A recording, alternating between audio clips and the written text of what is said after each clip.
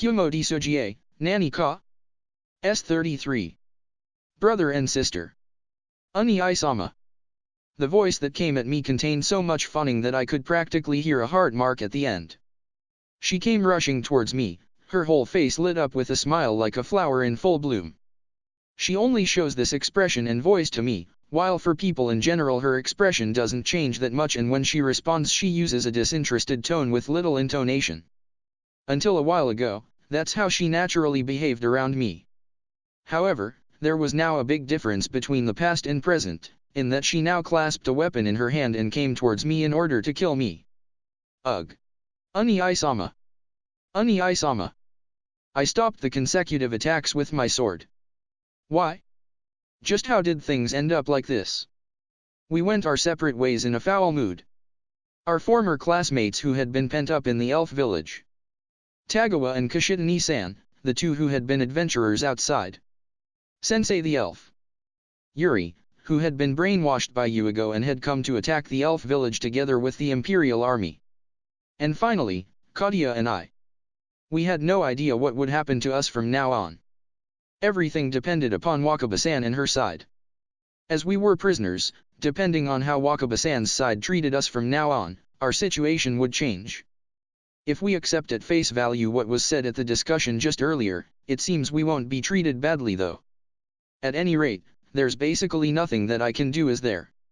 Until now, I had always tried to do my very best at the things I could do. However, the result of that, is all this. I wasn't able to stop Yuigo and let him die. I had intended to protect the elf village, but the elves were annihilated and Wakaba-san's side have gained the power of life and death over the reincarnators. In my own way, I had tried to do my best. Yet, the result was the worst. No, since I now know about the contents of Taboo, I understand that the end result was not the worst. Because the elves who I had tried to protect were in fact the source of all the evil acts that were leading the world to its ruin. However, just because I understand that, so what? In the end, that hasn't changed the fact that there's nothing I can do. Inside the huge storm that is reshaping the world, wasn't I basically like a leaf being pathetically blown around in my ignorance? It's so absurd that I can't laugh. Perhaps at some point I might have gotten conceited. No, not might have. I have gotten conceited. After becoming the hero, I had been convinced that only I could stop Yuigo. I had firmly believed that with my strength that I would surely be able to do something. Like Julius and I-sama had done, I had been convinced that I could become a person who could influence the world. Despite the fact that Julius and I-sama had been carrying out his duties as the hero since he was a child, it's precisely because he had been active for so long that he became a great man who could influence the world. Simply by having inherited the hero's title, I had felt that I was standing in the same ring as Julius and I-sama. That arrogant thinking was just earlier, completely beaten down. Sophia made me realize just how insignificant my existence was, to the extent that I felt, is that all I am? I couldn't do anything. I couldn't respond to anything. I couldn't even gain the opportunity to respond. Even if I had raised my voice into a scream, that probably wouldn't have reached Sophia. She would have snorted in derision, and then it would have been over. And that was all I could do. In me, a power capable of moving the world, doesn't exist. No power, no fame, no nothing. I've simply been toyed with by those who are truly moving the world, and used, no, more like ignored. Potamas might have tried to make use of me, but Wakaba-san's side didn't take the slightest bit of notice of me. They only looked at me like I was a mob character, as if it made no difference whether I was there or not. The ones who are moving the world, are Wakaba-san's side, not me.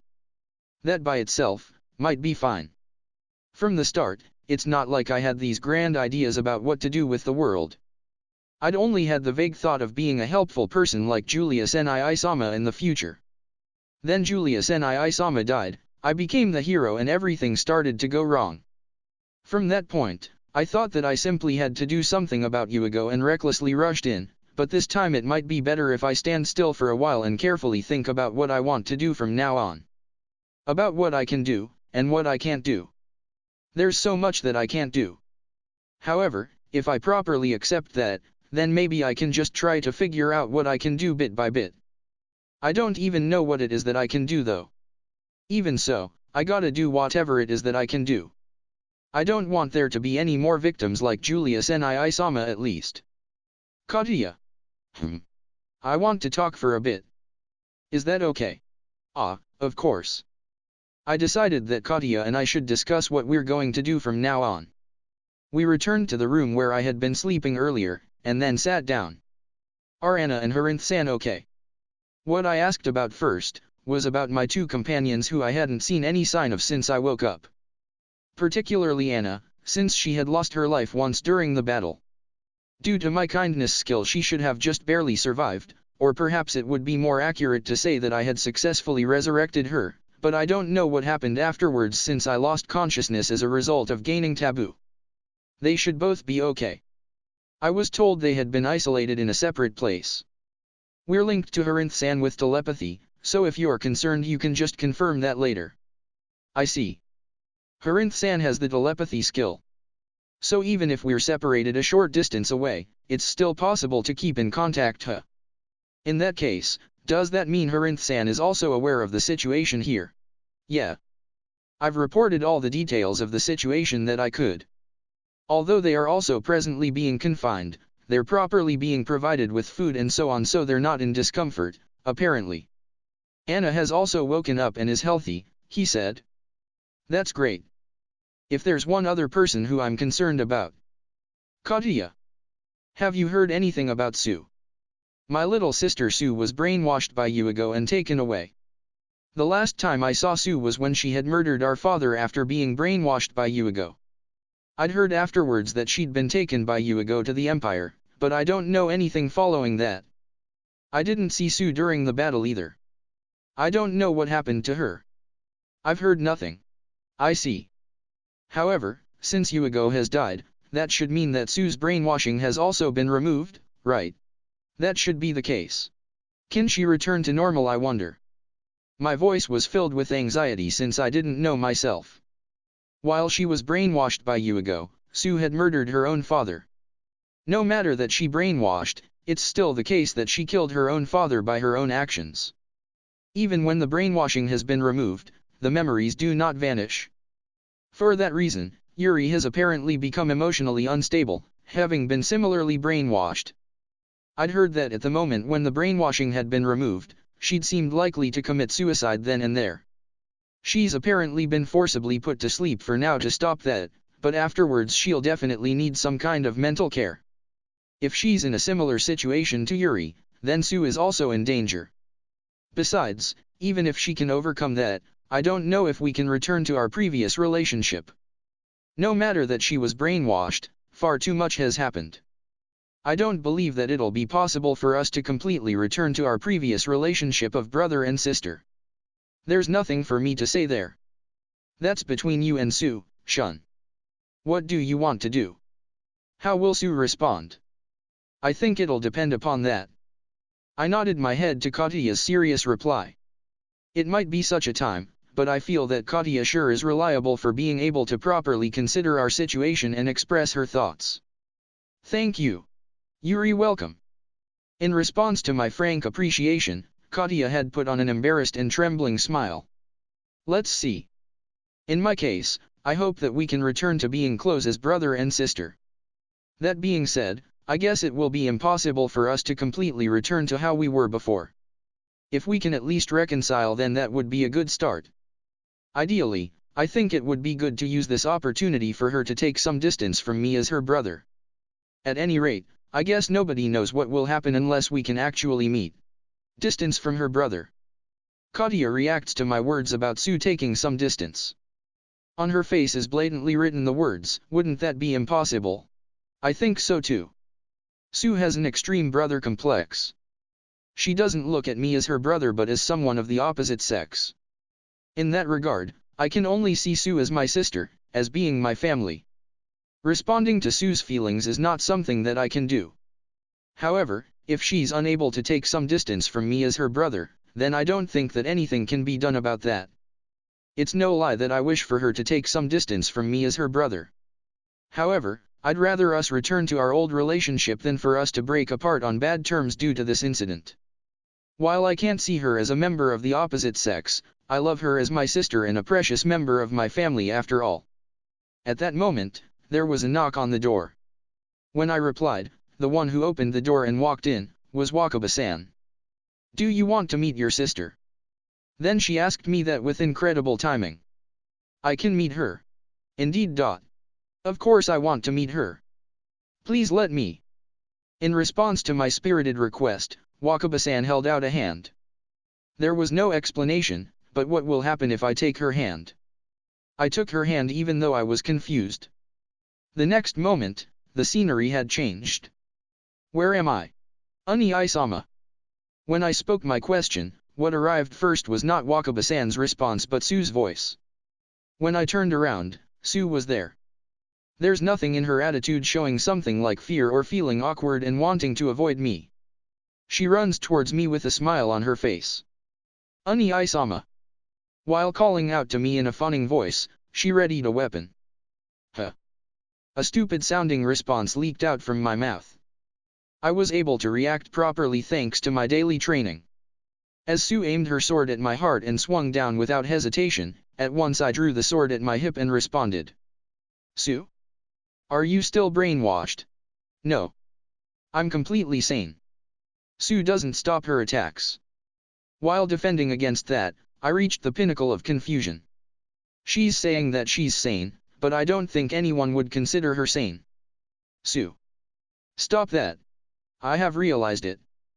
That this is the only way for me to obtain Unii-sama. Sue's strikes are all focused on my vital points. There's no leniency in her attacks. She's seriously trying to kill me.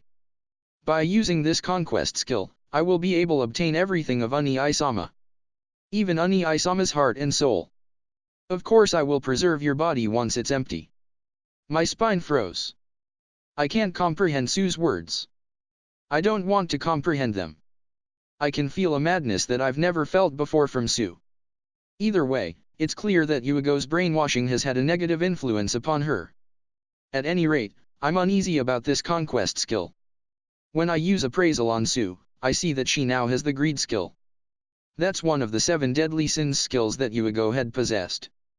Sue, when did you get that? I had already satisfied the conditions before I had been brainwashed by him. But because he owned it I couldn't get my hands on it. Once he died, not only did I become free, I was able to get my hands upon greed. Sue doesn't stop her attacks while she talks. While also talking, I check the effects of the conquest skill that Sue has. Conquest, when greed is active, absorbs the target's entire soul. So, what does this mean exactly? Greed has the effect of being able to take over the skills and status of a defeated opponent. Does this conquest skill supplement that, making it possible to take everything from the opponent? However, if that is possible, then I don't understand the reason why Yuigo didn't use it. It's the ruler authority, huh? One of the pieces of information I had gained from Taboo was regarding ruler authority. It grants the authority to interfere with the system and is only accessible from those who own the 7 deadly sins skills or the 7 virtues skills. It shouldn't be possible to activate the related skill unless the ruler authority has been established. Even though Yuigo had a ruler skill, since he hadn't established his ruler authority, he couldn't use conquest. In that case, does this mean that Sue has been able to establish her ruler authority? No, Sue isn't at level 10 in the Taboo skill. It shouldn't be possible for her to establish her ruler authority. In which case, she can't use conquest. Sue. It's meaningless to do this. Unii-sama. This is the only way left for me. It's no good. She won't listen to me at all. What should I do? Get away from Shun. Fire rushes towards Sue. At the other end of that fire is Katia. Katia. Come get me, Sue. And so, Sue shifts her target from me to Katia, and attacks. Why did all this happen? What should I do? Translation notes. Mob character, slang for a minor character in a story. In other words, Shun's saying he's nobody special or significant. Kumo Desu, Nani ka? 321. A scene of carnage. Yikes. Back out, back out. So this is what they call a scene of carnage, huh? What is unfolding in front of my eyes is a women's battle. Emuto-chan and Oishima-kun are carrying out a full-on battle over a single man. The look in their eyes is freaky. That look is, the intent to kill. You've done it, Yamada-kun. You sure are popular. This is what's meant by, to be flanked by two beautiful women. In addition, they both look like poisonous flowers. On one hand is the crazy psycho Yandere bro Kanemoto. On the other hand is the cool and calculating gender-swapped girl who knows everything about being a man. Whoever you choose, it seems problematic. Whoever you choose seems likely to dominate you too. Do your best, Yamada-kun. I'll cheer for you. I won't do anything tangible though. Or rather, before all that, what should I do about this feud? Do your best, Yamada-kun. I'll cheer for you. I won't do anything tangible though. Hey, it's not my fault, you know. The cause of all this is Emuto-chan anyway. I think it's appropriate for her elder brother Yamada-kun to resolve this. So, I shall leave everything to him. While I had been talking about the truth behind the bombing incident caused by the hero from 2 generations ago and the previous generation Demon King, I was being pestered by this chronic complainer. The chronic complainer called Emuto-chan. In short, I demand to meet Uni Isama. I've always had one of my clones with Emuto-chan, but then she started talking endlessly to it like she was invoking some kind of curse. I figured that since she had cooperated so far that I might as well grant her that wish. With a ghastly appearance on the edge of insanity, she had grabbed my clone and continuously spoke to it. Okay? So scary. Even if this is just via one of my clones, it felt like a never-ending horrific whisper. I might have nerves of steel, but there is still a limit to things. Basically, that's why I decided to grant that broken Emuto-chan's wish. Well, just letting them meet is fine, I guess. There'd been a time when I had actually thought that. Indeed. It's true that Emuto-chan was currently acting a bit unusually. So let me make the excuse that I never would have expected her to try killing him the moment she met him. After all, normally it'd be unthinkable for the Uni Isama supremacist Emuto-chan to actually try to kill her Uni Isama, right? At least it was incomprehensible for me with my sensitivity of a rather normal person. Eh? What do you mean, you're not normal? That's not the case at all. Or rather, if you're going to object to something, surely it should be, you're not a person? While escaping from reality like that, I watch over the battle becoming more heated up. Emuto-chan's ice magic and Oishima-kun's fire magic are clashing and cancelling each other out. Both of you. Stop this. When there's a pause, Yamada-kun tries to intercede, but even that seems to fan the flames of war. Ack. Was it a mistake to bring Oishima-kun, I guess? Well, you know, I had thought that Oishima-kun might be able to stop the rampaging Emuto-chan, okay. When I saw Emuto-chan rush in to attack Yamada-kun, I decided to also hurriedly bring over Oishima-kun. I never expected that would actually make things more chaotic. Why is this happening? It's weird, right? Is it okay for me to leave already? You know, I'll leave the rest to you youngsters, and all. No good? I wonder why it's come to this. When I thought I could clear up the problem with the troublesome Emuto-chan, it mysteriously became an even more troublesome situation. Damn it. Yamada-kun, since you're her elder brother, I wish you had kept a firm rein on such a dangerous Emuto-chan. Just who's the person who first brought in this powder-keg Emuto-chan and created the current situation? Eh? Me? No, no. That is what's called a false accusation. You see, that's something Natsum-kun did and has nothing to do with me. Eh? I was the one controlling Natsum-kun, you say? La la la. I can't hear you. I can't hear you. Fine then. From a practical point of view, Emuto-chan becoming so fired up was caused by me. Well, once she shot her own father through the head, she likely thought that there was no going back for herself now. Her Uni Isama didn't have romantic feelings for her in the first place. Since she committed that act right in front of her Uni Isama, her hopes would have become incredibly slim. While already on the path to betraying the kingdom, she was plagued with feelings of guilt, so I had Natsum-kun brainwash her, creating an established fact where she was brainwashed so that it couldn't be helped what she did though. It seems like it was pretty meaningless to try that excuse, huh? I guess she felt completely trapped and over-enthusiastically took action. This is why it's hard for me to make use of others. In my case, I only take efficiency into account and whether they live or die. For my plans, I don't take into consideration what others might feel or think about it. I can't take such things into account. I don't understand such things anyway. So I just ignore them. Even if something inconvenient occurs because of that, so long as it doesn't become an obstacle to my plans, then I don't care. At least, that's what I had thought. The time when Sensei collapsed with a pallid expression. The Demon King's expression at the time when she found out that Surreal's interference was behind the bombing incident caused by the hero from 2 generations ago and the previous generation Demon King. I can't help recalling their expressions in the back of my mind. There's no way that I had taken action because I had wanted to cause such expressions. Sigh. Even if I'm told about friends and such at such a late stage, just what do you expect someone like me to actually do? I don't know. I don't get such things. Besides, the project is reaching the finale.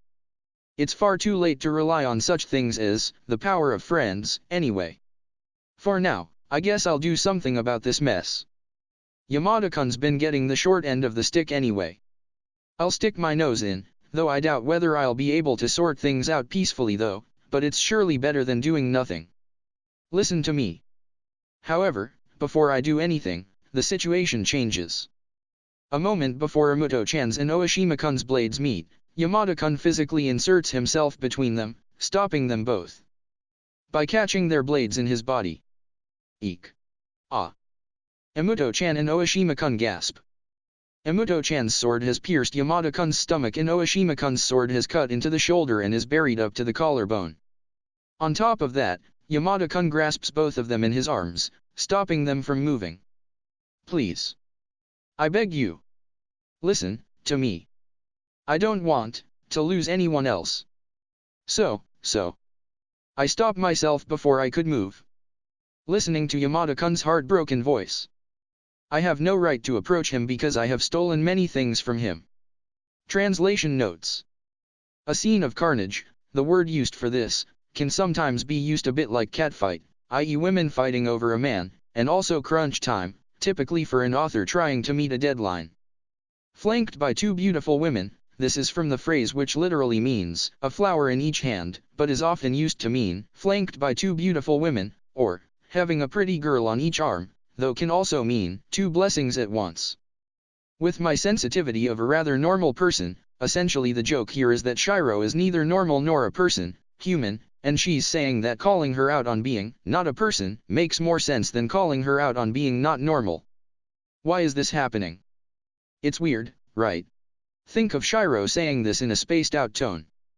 I'll leave the rest to you youngsters. The cliché place to use this phrase would be at an amié, arranged meeting with strong possibility of marriage, when the adults leave to give the possible couple some space. Kumo Desu, Nani ka? 322. The boy who should have been a minor character. My overall impression of Yamada-kun is that he's ordinary. Both in Wakaba Iro's memories and my memories from the current world. In Wakaba Iro's memories of Yamada-kun, he was a plain boy that you could find anywhere. Grades, average. Reflexes, moderate. Appearance, ordinary. A schoolboy without a single conspicuous factor, the very definition of ordinary. If he appeared in a story set in modern times, he would be a mob character who wouldn't stand out from the background. That is Yamada-kun. Well then, just where did Yamada-kun, who was an ordinary person in his previous life, end up in this life? He's like a protagonist amongst protagonists. The prince of a major country. The biological younger brother of the hero. Born with cheat-level abilities, yet he still steadily put in effort without conceit. If the opportunity had arisen, even without his hero title he would have become a considerably influential person amongst the humans of this world. Also, after taking over from his dead brother, he had the determination to stand up for the sake of the world as the hero. It makes me want to sarcastically remark just how protagonist-like this all is. However, Yamada-kun's essence hasn't changed. For better or worse, Yamada-kun is ordinary. Under normal circumstances, he's not the sort of person who'd try to take the lead role in the middle of this huge stage. It would suit him to live outside of the stage, living a quiet and calm life. Without being the prince of a big country, without being the younger brother of the hero, without his cheats. If he had simply been born ordinary in this world, then most likely Yamada-kun would stayed a commoner and lived his life without incidents or poking his head into trouble, I'm sure. The reason why Yamada-kun became like a protagonist was because of the situation he was in. He was the prince of a major country. If it had just been that, then it might have been fine. However, Yamada-kun was in a very delicate position. He was the child of a concubine with low standing. However, his elder brother was the hero. In addition, the queen's son was not good enough. Finally, Yamada-kun himself was a reincarnator. A genius is considered to be someone who demonstrates their greatness from a young age. What unfolded from there was, basically, something that frequently happens in storytelling. With him being so capable, that's probably why a faction appeared that wanted to push aside the first prince who was the son of the queen and raise up Yamada-kun to be the next king. Because the queen feared such a possibility, Yamada-kun didn't receive proper education. However, the half-elf and muscle women who were his attendants took charge of his education instead. On top of that, because Yamada-kun was also a reincarnator, he could grasp his position as a prince, so he was fortunate to be able to conduct himself appropriately by learning from the example of others. Completely betraying the queen's expectations, Yamada-kun continued to be renowned as a child prodigy. On top of that, not allowing him to receive education backfired upon her instead. He was regarded as a child prodigy who exceeded the average despite not receiving a proper education. It wasn't something that he himself realized, but to others it would likely have been an awkward situation. Having the powerful support of his elder brother the hero, he was called a genius. It was rather inevitable that the first prince got flustered. After all, even though Yamada-kun himself didn't want it, it had become a situation where those around him were supporting him in that way. If Yamada-kun himself had been allowed to be educated properly, he wouldn't have suffered the agonies that he did though. Indeed, Yamada-kun didn't realize the situation that he had ended up in. If he'd been a true genius, then he would likely have noticed that fact and taken some kind of appropriate measures. He should have had some suspicions about why he wasn't able to receive proper education for a start, and also shouldn't have been unaware of the restless state of the royal family. Because he was unaware, Yamada-kun is therefore ordinary. A mere high schooler wouldn't normally be able to understand the common sense and political circumstances of another world. Yamada-kun was treated as a genius because of what he had learned in his previous life, which he then made use of since the time he was a young child to learn even more. It's not the case that he was a genius. It was simply that he had developed early. In addition, to Yamada-kun's misfortune, a true genius was close by his side. In other words, Emuto-chan. Like a cloth absorbing water, Emuto-chan immediately learned everything she was taught. As a reincarnator who had built up various things since his previous life, Yamada-kun was provoked into feeling that he mustn't lose to her.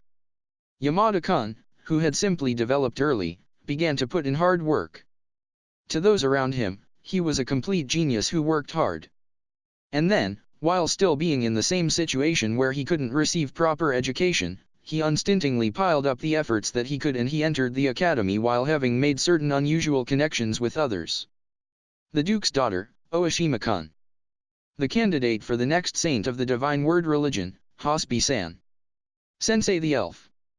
He also had a rival in Natsum-kun who was next in line to become the Sword Emperor of the Empire, and not only that but Yamada-kun was ahead of him. He was at the center of such an outstanding group of people.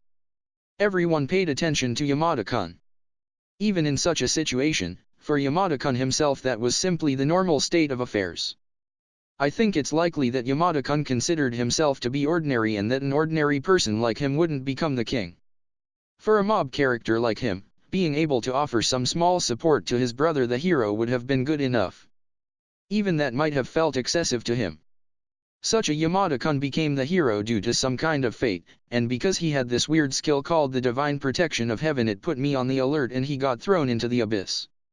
If he hadn't been born as the prince of the kingdom, if he hadn't been a reincarnator, if he didn't have a genius sister, if he hadn't been the younger brother of the hero, if he hadn't become the hero, or if he hadn't possessed the divine protection of heaven, If any one of those had been missing, then Yamada-kun wouldn't have become a protagonist. And he wouldn't have suffered so much either. However, there is just one aspect to Yamada-kun that isn't ordinary. That is his sense of responsibility. He didn't want to shame himself as the prince of the kingdom, as the hero's younger brother or as the elder brother of a younger sister. The reason why the ordinary Yamada-kun earnestly worked so hard until now, is because of that sense of responsibility. So that he wouldn't be ashamed of his own position in life. Which is why, after becoming the hero, he probably felt that he must take action befitting the hero so as to not feel ashamed. Which is why right now, Yamada-kun is fulfilling his responsibility as the elder brother. Su, I cannot allow myself to be killed by you. Because I can't believe that would actually help you. While staring firmly into Imuto-chan's eyes, Yamada-kun speaks to her. Imuto-chan has frozen such that she is unable to even avert her eyes. Su, I cannot respond to your feelings. However, I will always be able to be at your side. As your brother. Is that so bad? That was a pretty decent way to turn her down flatly. Ani-sama, I was. The past cannot be changed. However, we are alive in the present.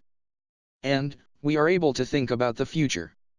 Therefore, could you please consider a future of living together with me?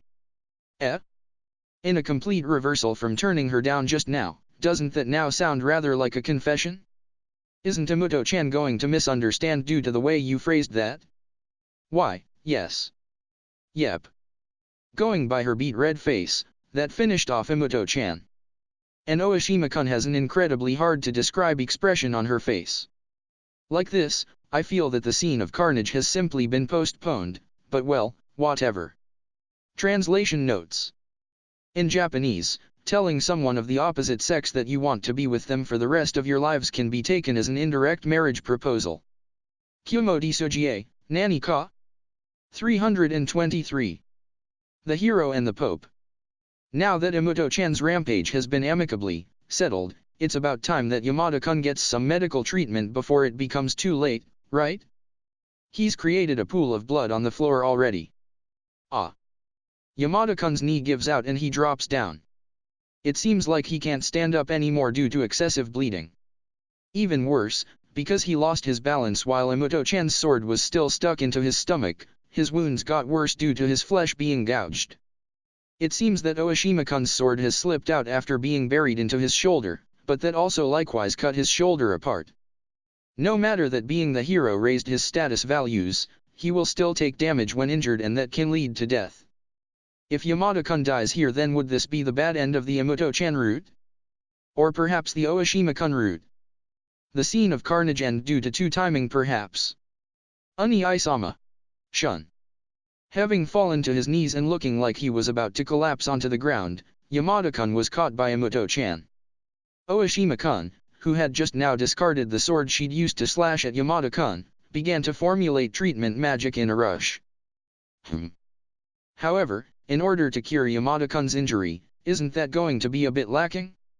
With just Oishima-kun's magic alone, it should be more or less possible to heal him enough such that he won't die, but his wounds will likely remain.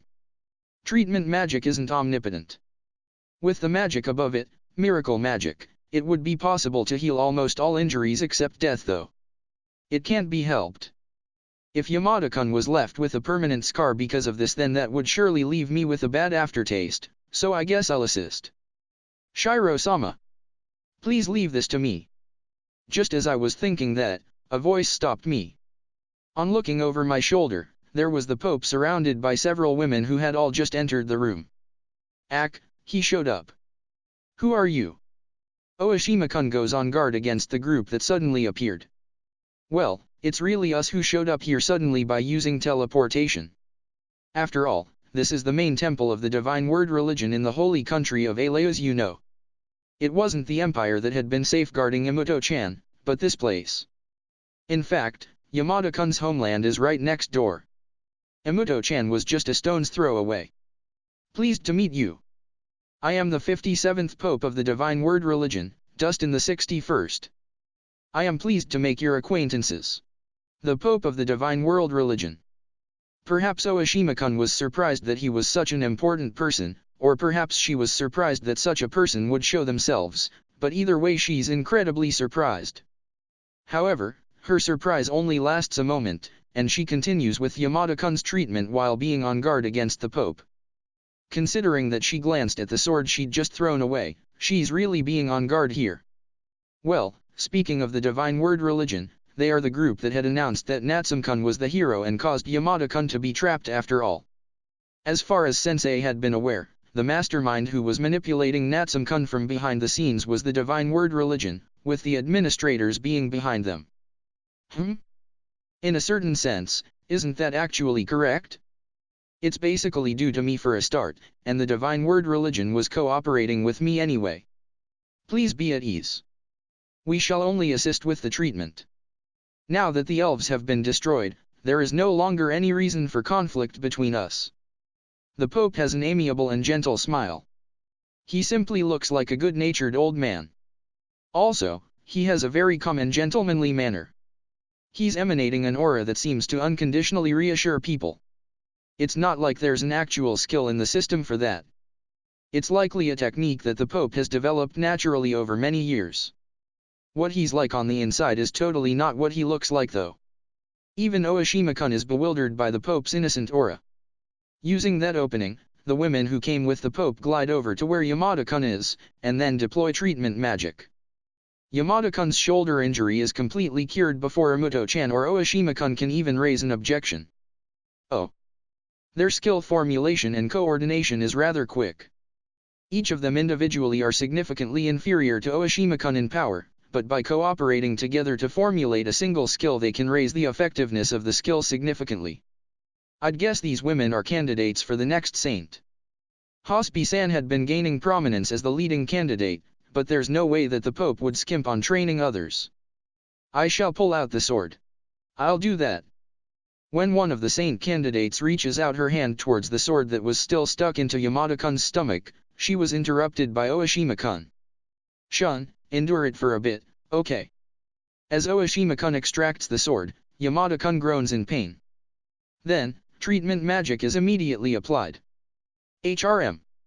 While watching over the treatment being applied, so that Yamada-kun won't have any scars left, I stealthily support Oashima-kun's technique. There, that'll do. Once the treatment is mostly completed, the saint candidates promptly separate from Yamada-kun, and return to waiting behind the Pope. First of all, thank you for your assistance with his treatment. Think nothing of it. Thanks are not necessary. After all, only doing this much will not bring our atonement. Although she seemed reluctant, Oashima-kun still gave thanks, yet the Pope's reply seemed apologetic from the bottom of his heart. Is he really apologetic, I wonder? Even I don't know the Pope's heart. In the first place, I'm not really sure about the reason why he decided to show up himself at this time. There was no need for the Pope himself to show himself. If he hadn't shown himself here, the Divine Word Religion could likely have protected its image by indicating that the upper echelon was still brainwashed by Natsume-kun. That would still require a number of executives in the Divine Word Religion to be dismissed though, but compared to allowing the prestige of the Divine Word Religion to crash into the ground, that would be a small price to pay. Either way their reputation will take a hit, but if they pushed all the blame onto Natsume-kun, then it would still be possible for them to recover. Despite that, since the Pope as the person at the top of the Divine Word Religion has made an appearance, then that is no longer possible. By showing up in the same place as me when I'm known as the true mastermind behind Natsume-kun, that alone is enough for people who can figure out such things. Namely, that the Divine Word Religion was not in fact being manipulated by Natsume-kun, but rather that they were cooperating with me of their own free will. As proof of that, Oashima-kun is shifting her gaze between me and the Pope, and has narrowed her eyes with a grim expression.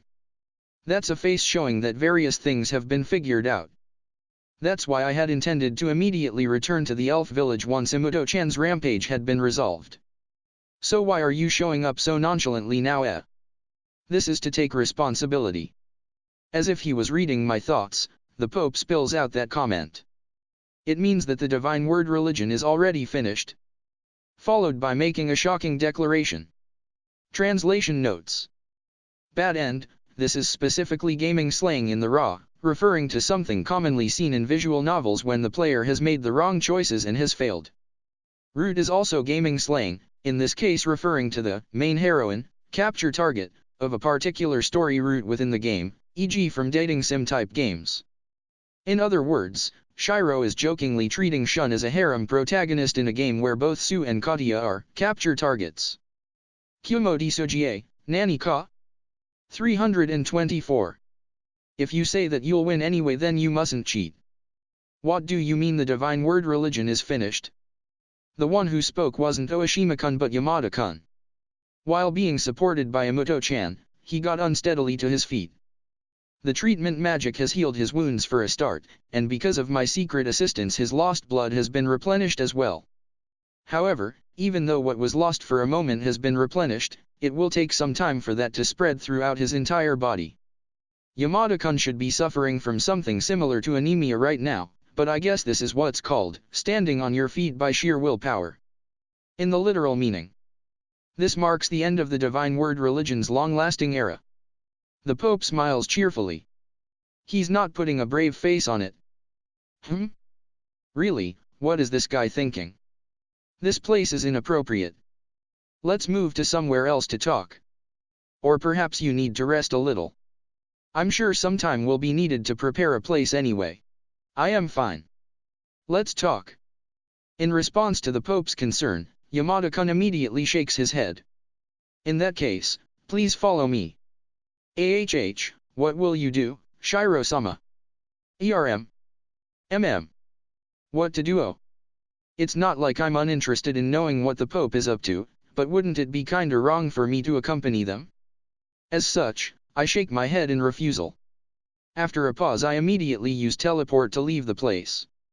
As if I might have teleported away from that place, but the clone attached to Amuto-chan is still there. Like this I shall overhear every little detail about what the Pope is scheming. Gahehe. Ah. Or at least that's what I had planned to do. While sticking to Yamada-kun as they walked, Amuto-chan seemed to realize something and put her hand into her clothes. Then she grabbed something and pulled out her hand. Yep. That something is my clone. Humph. Yeah? Squished? It was crushed? My pretty little clone. What the heck? Damn. Sigh. Well, I guess it can't be helped. The moment that Amuto-chan crushed my clone, it's like her face was saying, maybe I should reveal my grudges, huh? I did make Amuto-chan do various things after all. It's no biggie if she holds a grudge. I'm not going to complain over just one little clone being crushed. I'll overlook you crushing one clone. In addition, I add Amuto-chan's soul to the list of those to be protected when the system is destroyed. As recompense for her work thus far, I guess I'll not get involved with Amuto-chan again. The original recompense that I offered was to not kill her brother, i.e. Yamada-kun, but I hadn't ever intended to kill him in the first place anyway. Work does deserve appropriate compensation and all. Well, it does come attached with the condition that she won't become hostile to me though. I quit. Even aside from the clone that was attached to Amuto-chan, I have clones that are monitoring the Pope and others. So if I decided to peek then it would be easy to do so. But, I'll quit. I bet that the Pope is also taking into account that I'll peek, so I'll avoid exposing myself. In all probability, the Pope is exploring possible methods to oppose me based on his predictions of what will happen next. Not for nothing has he been opposing Potamus for so long despite being a normal human. I doubt that he's figured out everything that I'm trying to do, but he's likely preparing for any contingency. It's highly likely that coming into contact with Yamada-kun is part of that larger plan. In which case, wouldn't it be better to peek as much as possible? I think so. I'm like the Pope in that I'm the type to predict all sorts of scenarios and make flawless preparations before starting the fight. Therefore, if trouble is going to sprout, the correct thing to do is to nip it in the bud ahead of time. With Potamus now dead, the Pope is one of the few people who can oppose me. There's no harm in being vigilant.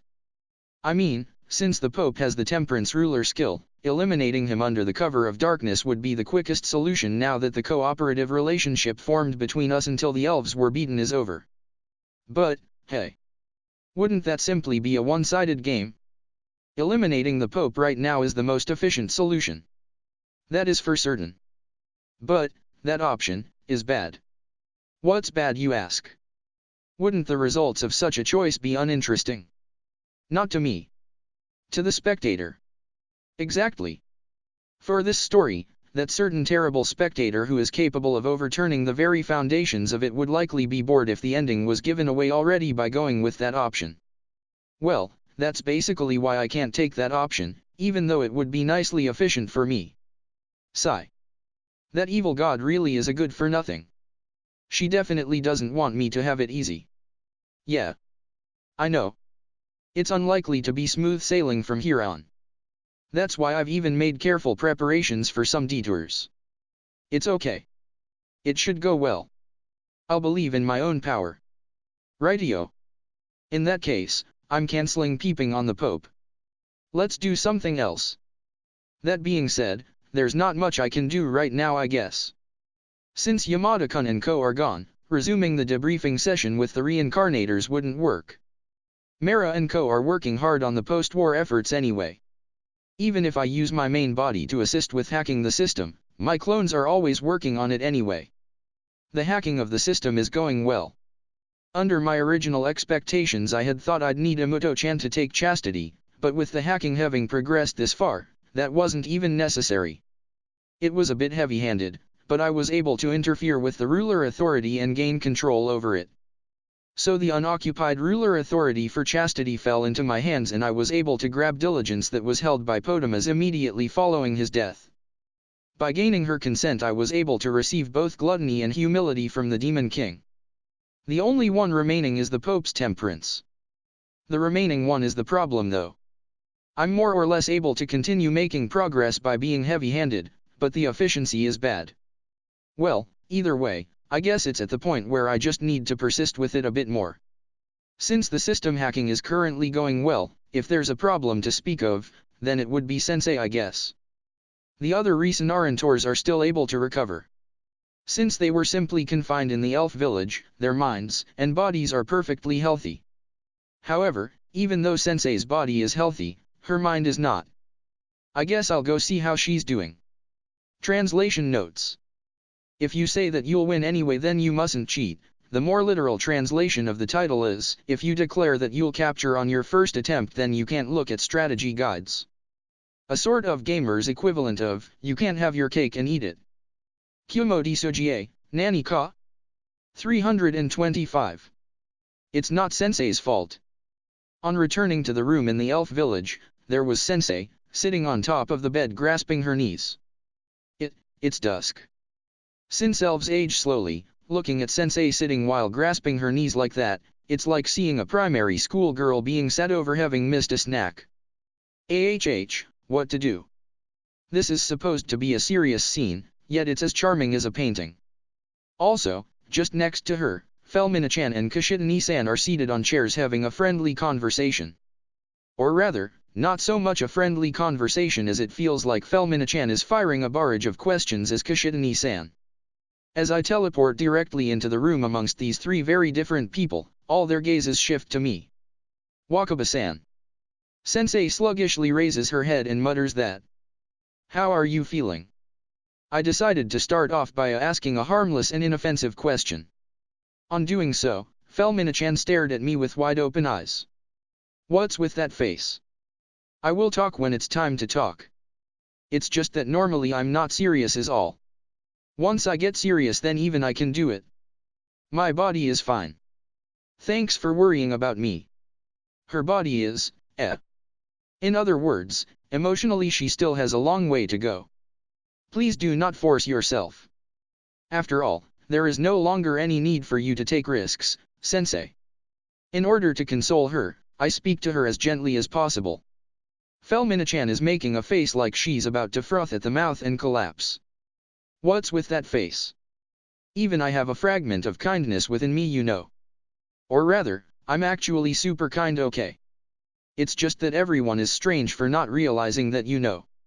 Thank you very much. Even though Sensei is thanking me, she doesn't recover her spirits. It seems like my words weren't enough to clear her mood. Even so, the only thing I can do here is to carry on talking. Sensei, there is no need for you to worry about it. You took action based on what you thought was good. It was Potamus who was at fault for trying to make use of your good intentions. In practice, Sensei has not committed anything wrong. There is the stock phrase that swindlers used to say that those who are deceived are at fault, but it's obvious that those who deceive are at fault. Sensei simply did everything that she could possibly do. That surely saved the reincarnators for a start, and everyone is safe since Potamus's plot was crushed before it could be implemented. So it turned out alright in the end. However, that doesn't change the fact that I was an accomplice to Potamus. Despite all that, Sensei continues to worry about it. HRM. Sensei's sense of responsibility is too strong. By nature she burdens herself with responsibilities that she doesn't need to carry, and so she suffers because of it. Just because she is their sensei, it doesn't mean that she has the responsibility of having to save the reincarnators, yet she took desperate action using the elves, meaning that when Potamus betrayed her she felt responsible for that as well. She burdens herself with far too many unnecessary things. It makes me think that she should live a more easygoing life. But well, that's exactly what's good about Sensei though. That is clearly your wrong impression, Sensei. You were simply being deceived. You have not done anything wrong at all.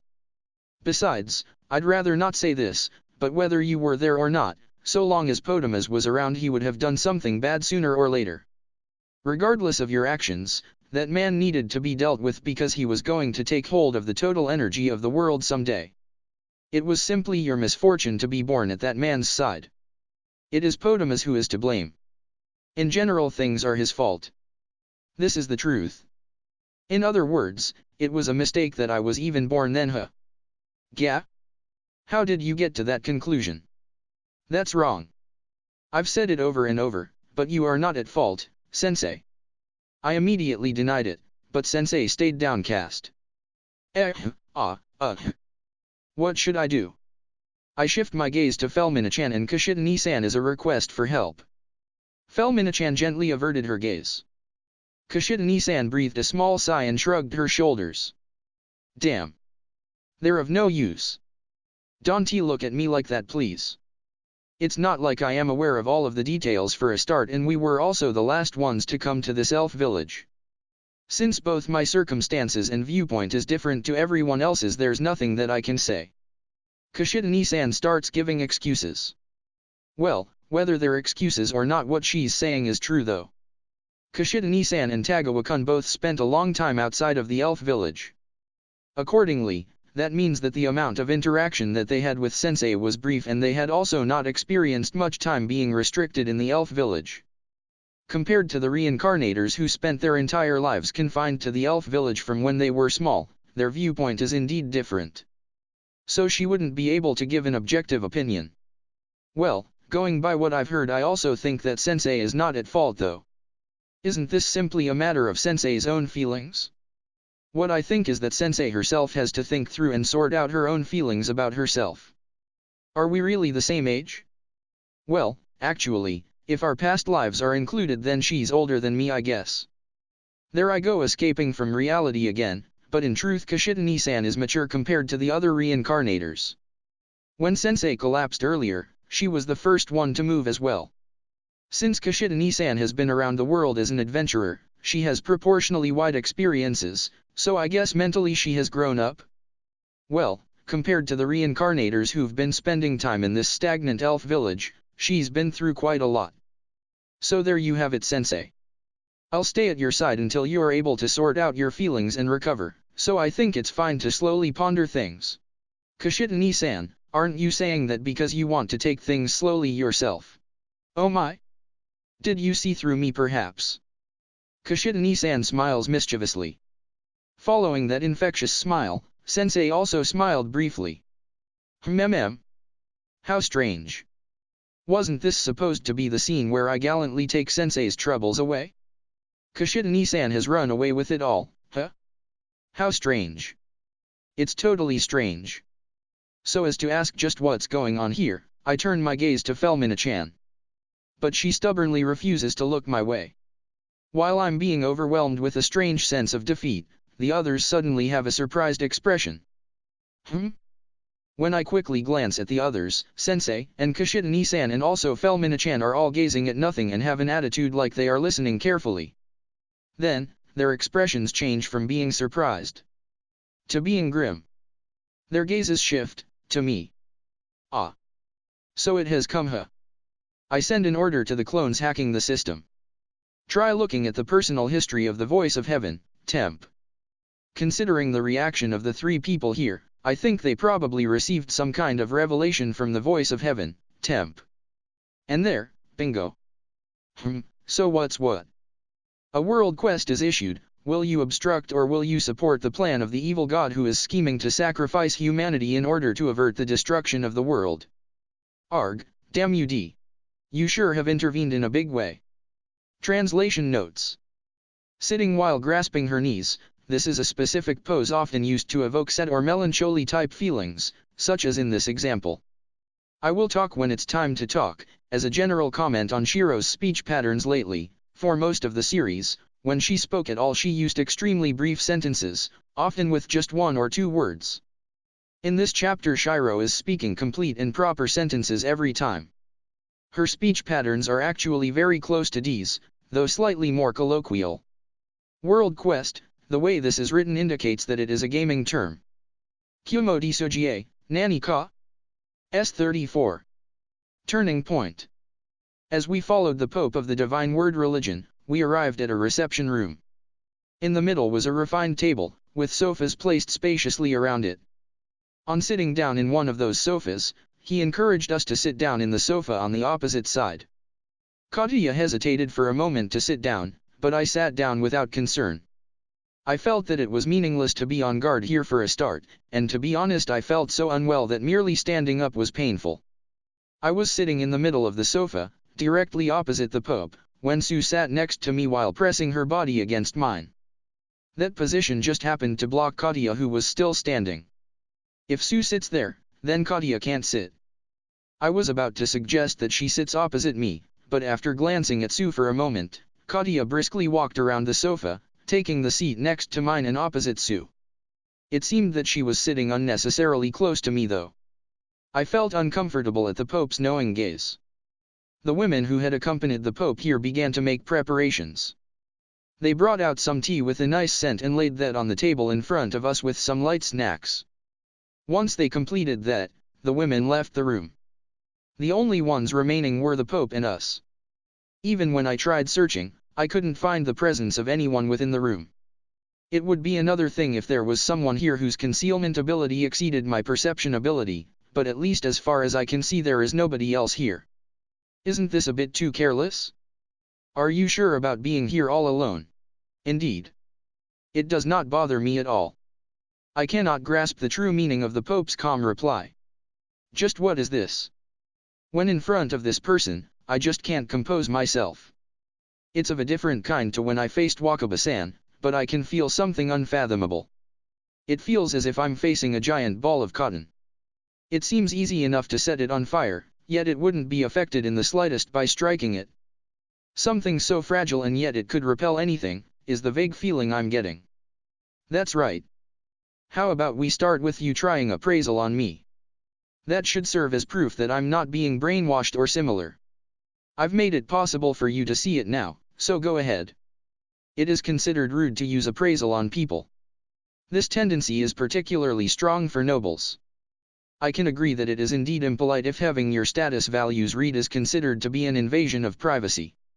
For someone who has become the Pope, it wouldn't be a frequent occurrence to be appraised by others. Is he perhaps trying to show his good faith by that alone? Then, excuse me. For the time being, thinking that it's best to sweep away even the smallest doubt, I attempt to use appraisal on him. Human LV1 name Dustin. Status: HP 3434 green. MP 2929 blue. SP 2121 yellow. 1922 red. Average offensive ability 27, details. Average defensive ability 25, details. Average magic ability 33, details. Average resistance ability 34, details. Average speed ability 23, details. Skills. SP consumption down, LV4 magic perception, LV3 magic manipulation, LV3 concentration, LV10 thought super acceleration, LV2 foresight, LV8 high speed calculation, LV10 memory, LV10 cooperation, LV2 command, LV3 distant speech, LV2 appraisal, LV10 harmony light magic, LV3 holy light magic, LV1 treatment magic, LV3 miracle magic, LV1 poison resistance, LV8 sleep nullity pain nullity sense of pain alleviation, LV2 enhanced vision, LV3 enhanced hearing, LV3 enhanced smell, LV2 enhanced taste, LV1 enhanced touch, LV1 life, LV5 magic amount, LV4 agility, LV2 endurance, LV2 powerful, LV2 sturdy, LV2 magician, LV3 protection, LV3-LV2 dignity, LV4 temperance, taboo, LV1 0 skill points 0 titles ruler of temperance, reincarnated 1 leader, king, rescuer, saint. What the heck is this? The Pope's appraisal result was just too strange. Not only was his status values low, but almost all his skills are considered non-combatant ones. No, it's not like this can't be reasonable. Just because he's the head of the incredibly large organization called the Divine Word Religion, it doesn't necessarily follow that high combat ability would be a requirement. To stand above others, he was chosen for his mental abilities rather than his physical abilities. I guess that's how things are with the Pope. However, that was all a trivial matter. No matter what, I couldn't overlook 2 skills, temperance and taboo, LV10. Taboo is. I muttered that without thinking. Within the Divine Word Religion, the possession of taboo by itself is supposed to be considered an unpardonable sin. That is something I knew because Yuri, who was both a fellow reincarnator and a saint candidate, would go on about it with bloodshot eyes. The Divine World Religion considers people who hold the taboo skill to be absolutely unforgivable. Yet despite that, the person at the top of the Divine Word Religion not only has the taboo skill but at maximum level? What kind of joke is this? Precisely because I know about taboo is why I cannot allow it to be spread. Surely you understand that as well. Wah. Although the subject of his question was left out, the Pope seemed to be convinced that I had taboo at level 10. How does he even know that? I got taboo to level 10 when I resurrected Anna at the elf village. Not only should the Pope be unaware of that due to not being there, I never even told anyone that I had taboo in the first place, and since I was scrupulously careful, there's no way it should have leaked. Despite all that, how does the Pope know about it? Perhaps it's because I let out a garbled response in a panic, but the Pope's smile becomes deeper. Ah. Am I stupid or what? Given my behavior, isn't that basically like I'm accepting that the Pope's words are correct? In fact, Katya and Sue are now looking at me in surprise.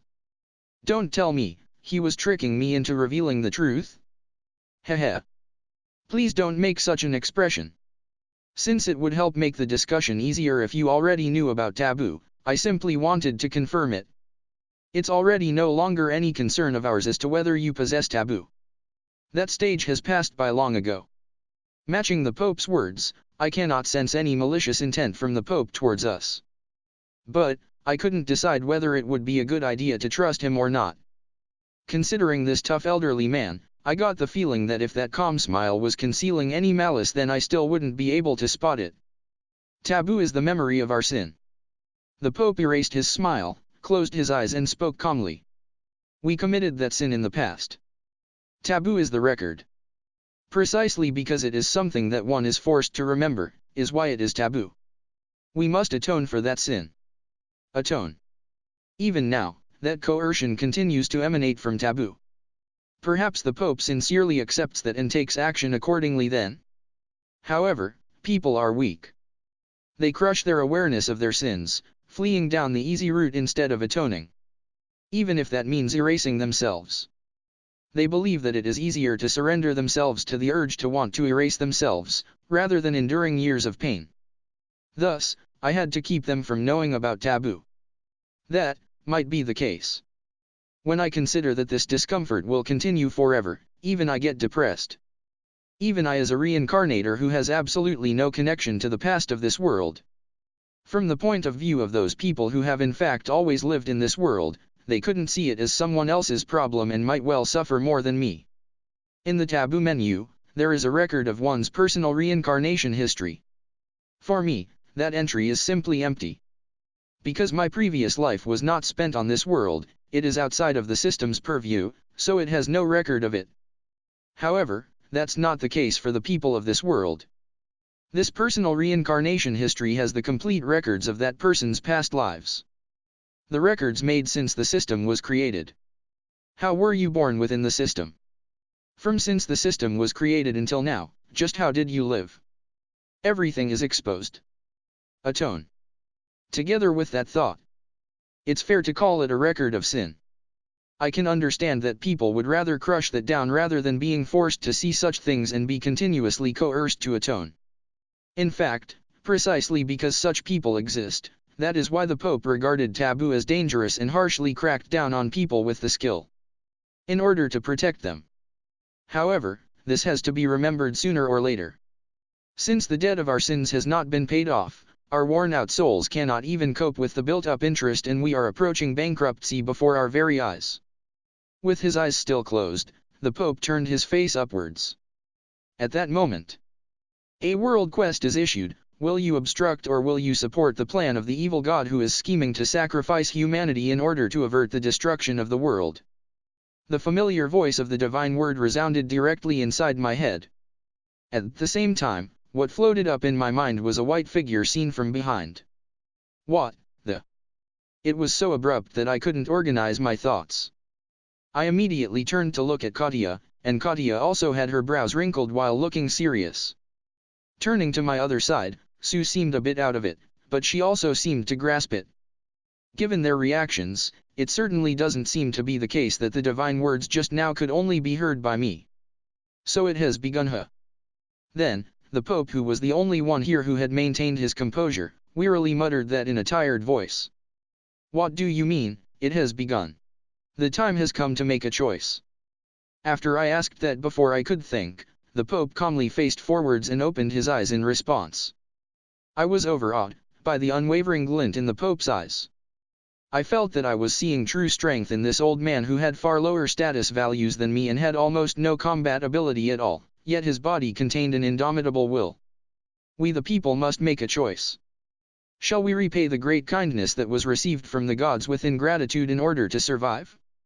Or shall we repent our own sins while being destroyed? Katya and Sue, who didn't know the contents of taboo, weren't able to follow the conversation.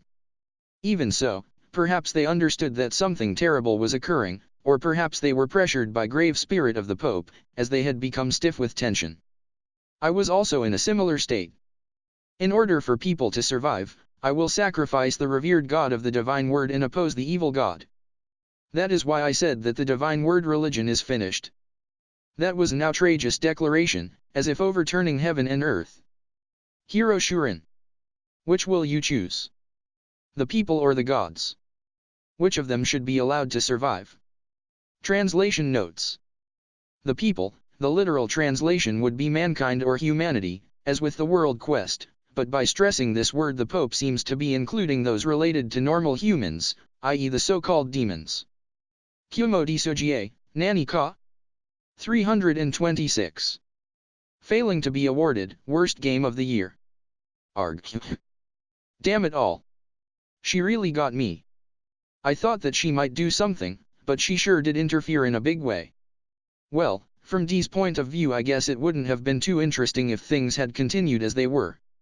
So this result is within expectations. It's within expectations, but it's not like it doesn't piss me off though. I'm gonna punch you now. I'll punch you. If someone said that to you, took a stance and then actually hit you, well, obviously it would hurt and piss you off, wouldn't it? It would have been ideal for me to be able to take secret maneuvers behind the scenes and achieve results directly. Well, in short, it would be my win if I could smash the system before anybody could realize what I was doing. The system would have already collapsed by the time people had noticed, but well, in the aftermath they'd be dying like crazy though the world and the goddess would be saved instead. From the point of view of humanity suffering enormous damage, it would be an outrageous disaster that occurred without any sort of advance warning, but for me that would be the easiest as there'd be no opposition. However, would D actually allow such a situation? No chance. That was a rhetorical question. Consider this as a game where the last boss performs secret maneuvers and the protagonist doesn't get any hints or realize that something is wrong and then suddenly it becomes game over. That would be a shitty game. At least give a hint that somewhere unknown, the last boss is performing secret maneuvers. You better prevent that, else it'd be bad. That way the protagonists could rise up to crush the last boss's plans. No matter how you look at it, if a scenario is created with a time limit but no hint of that, and that if you go adventuring in an unrelated area you'll quickly reach game over, then that wouldn't be viable as a game. However, from the point of view of the last boss, doing things that way would obviously be easier. Why the heck should you go out of your way to give hints to a potential antagonist? It's obviously better to keep quiet and perform those secret maneuvers. I think games overly disadvantage the villain. In addition, even if this world has status values and other game-like elements, it's still reality. So, there's no need to actually treat it like a game, right? Secret maneuvers, secret maneuvers. Muhaha, by the time it's noticed it's already too late. Well, that's what I'd wanted to do at least. This world is no game. However, for gods it is basically a game board. In terms of being a nuisance to others. As such, the conditions are fulfilled for this to be a viable game. Now then. If we take it that I am the game's last boss, then who are the powers that are hostile to me? Firstly, the Pope. The Pope will take action for the sake of the people and especially for the humans amongst them. It wouldn't be an exaggeration to call him the guardian of the people. Considering that I am attempting to bring harm upon the people, he will certainly be hostile to me. It would be futile to try to persuade him otherwise. Consider that the Demon King herself admitted that mentally he is a monster, it's impossible that he would lose his nerve. Even an old man with a long history of being stubborn would be more likely to listen. What's troublesome about the Pope, in addition to the fact that he'll absolutely be hostile, is that he has one of the ruler skills, temperance. In the system's hidden menu, ruler authority is one of the keys required to trigger the collapse of the system. With how I am now, it's not like I couldn't force open that key with brute strength. However, it's also the case that I can't predict what downsides there would be that if I did that. Therefore, if I want to play it safe, then I want to gain control over all the ruler authorities. Considering that one of those is in enemy hands, it's troublesome in the extreme. In order to gain the ruler authority of temperance, I either have to persuade the Pope to hand it over, or otherwise I have to eliminate him. So, like I've been saying, since it'll be impossible to persuade him, well, that settles the Pope's future. The other one who will certainly take a hostile stance, is Balto. Until now, he has been serving as the Demon King's aide all this time. Surprised? Not particularly. Balto has been working himself to the bone for the sake of the demons. Their course of action has been different, but he has something in common with the Pope and also Arnyar, who likewise struggled hard for the sake of the demons. Balto obeyed the Demon King because he had determined that it was the best option for the demons. Rather than becoming hostile to the absolute threat that was the Demon King, he simply accommodated her so that the demons would be spared from the brunt of her attack. Considering that the existence of the demons now hangs in the balance, he would likely resolve himself to be hostile to me as the one causing that. After all, this is the same Balto who made the difficult decision that it was better to go to war with the humans while suffering great casualties and survive, rather than challenge the Demon King and be annihilated. It might have caused a huge hole in his stomach though. Finally, the biggest problem, Kuro. He might be a loser but he'll likely be hostile to me. After all, what I am attempting to do is against the wishes of the goddess who is the person we're trying to save. Since Kuro is only living for the sake of that goddess, it shouldn't be possible for him to go against the goddess's desires. HRMM. That's true. The trickiest problem is that goddess, actually. Despite the fact that we're going to all these lengths to save the goddess is disregarding herself for the sake of humanity, destroying her own existence. The person we are trying to save, doesn't wish to be saved. In addition, the method we are using to try to save her is the massacre of humanity, going against the goddess's will. Naturally, our little goddess is not best pleased. To bystanders, what we are trying to do would likely be considered evil. However, we're going to do it anyway. After all, that's what the Demon King desires. The Demon King has decided that even if it will turn the entire world against her, that even if the person she saves will resent her, that she'll do it anyway. I felt that it would be nice to be the ally of such a Demon King. That's why, I had made up my mind. Regardless of what D stirred up, regardless of who became our enemy. But, still. Isn't this timing a bit much? Sensei is glaring at me with a severe expression. Yep. Arg. Damn it all. She really got me. What am I going to do about this? Translation notes. I'm gonna punch you now. Possibly a reference to a TV drama called School Wars. Kumo Desu, Nani ka? 327. I wish I had the persuasion skill. Oi, oi, I. Hey, Miss D, isn't your timing just really awful? I've not yet been able to explain our situation to the reincarnators properly, then you toss a bomb into this situation that is stuffed with suspicion.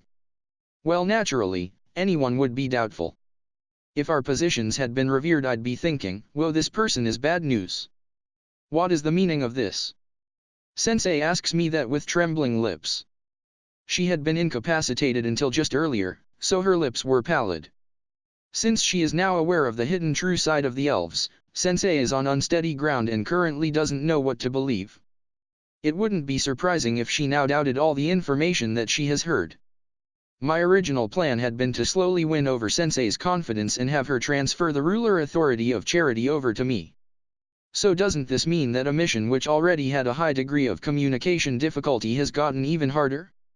That's right. Sensei, you had the one of the ruler skills, didn't you, charity? On top of that, you had taken control of the ruler authority as well. In a way, I'm at even more of a loss as to what to do about you than the Pope. I'm being blunt here. I've got no plan at all when it comes to Sensei. Well, I mean, you know? I'm at a total loss as to what to do about you. The Pope is easy to understand, right? That person will never waver, of course. While being strong-minded is worthy of respect, in a situation where you don't agree with each other, no matter how great a person they are, all you gotta do is confront them head-on. But Sensei is different. Unlike the Pope, she's not taking action based on a full understanding of the situation, and instead she has lived thus far based on Potamus's ulterior motives and having crossed paths with the reincarnators. Of course, the reincarnators being taken into protection was according to Sensei's own will, but it goes without saying that there were other intentions at work. Various things were twisted by Potamus. While Sensei does have ruler authority, she doesn't have accurate knowledge about the world and simply took action for the sake of the reincarnators.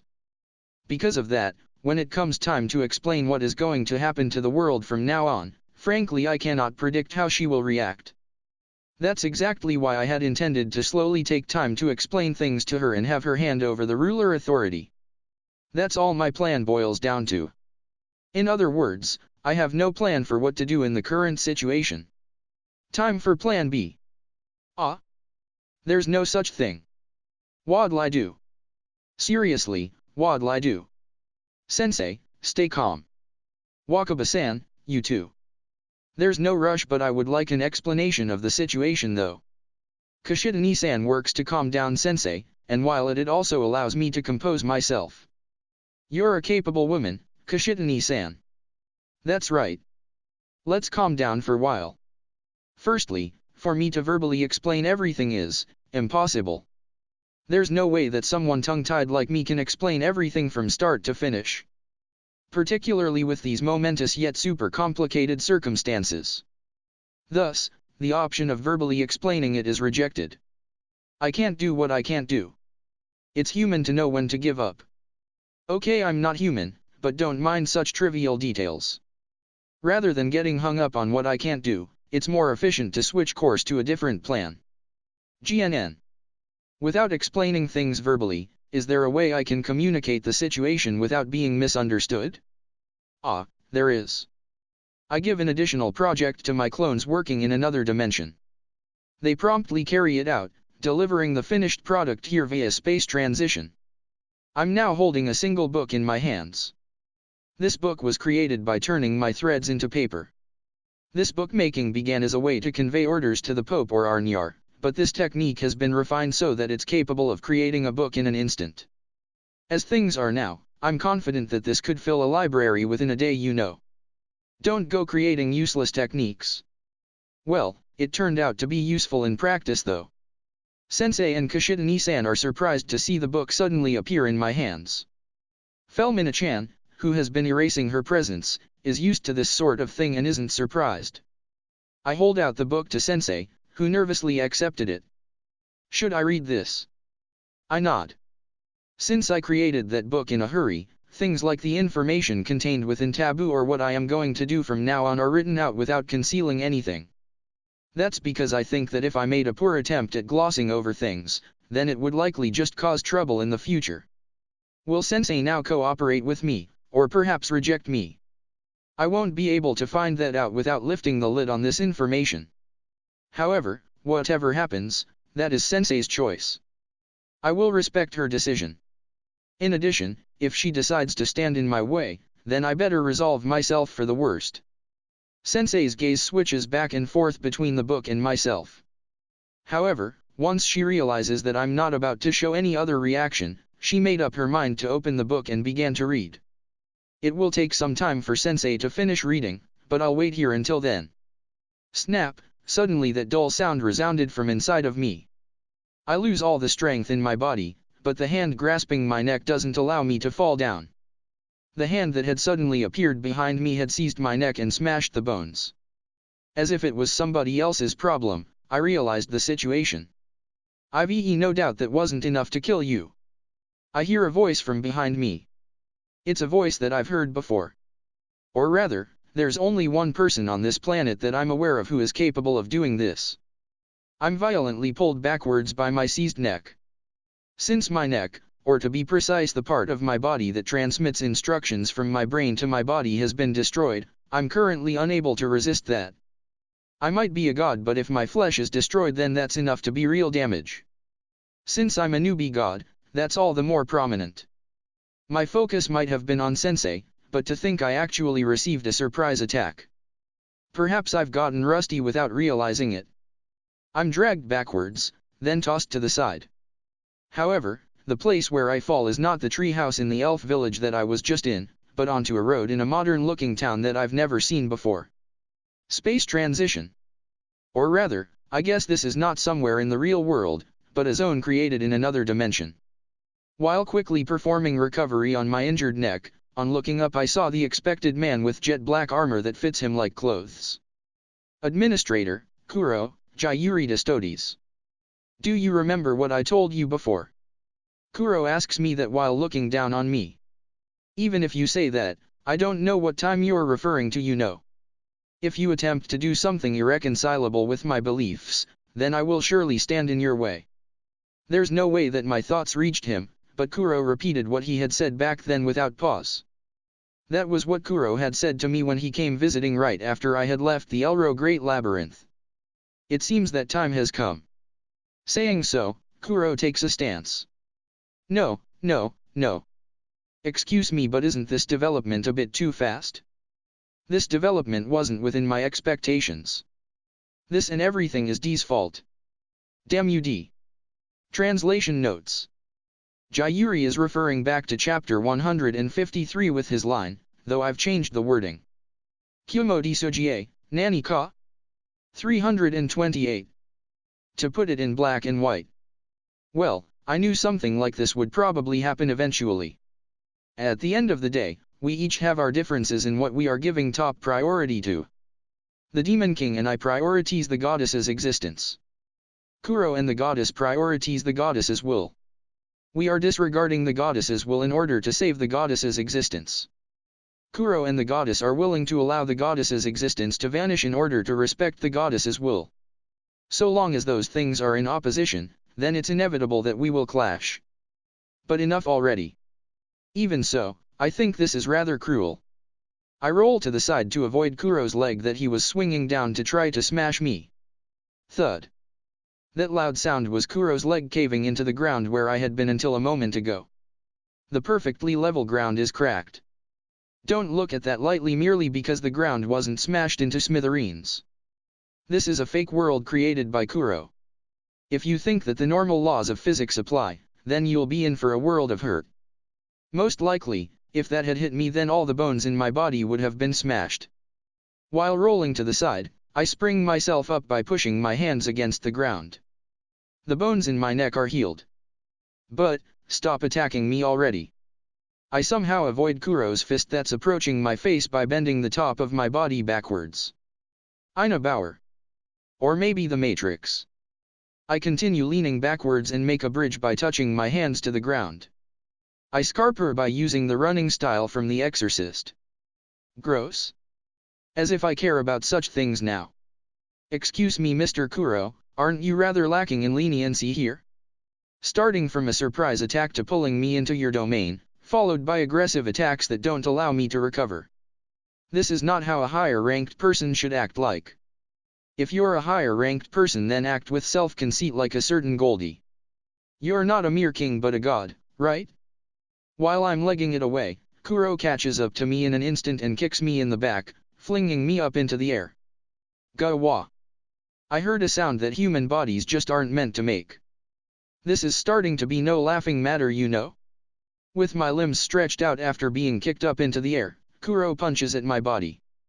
That fist, which strikes at the middle of my chest, pierces right through my body. Ha ha ha. I had put a defensive barrier up, but it made no difference. I can only laugh. This situation is starting to become genuinely bad. My body's movement is dull for a start, and I can barely defend myself as well. The reason why my body's movement is dull is because this is Kuro's zone. With the exception of Kuro, nobody can make use of their power here. My body's movement is dull like I'm underwater. In addition, the reason why defense is meaningless is because Kuro's barrier is erasing my barrier. This is the true dragon barrier that only true dragons possess. It's a cheat barrier that invalidates all magecraft without exception.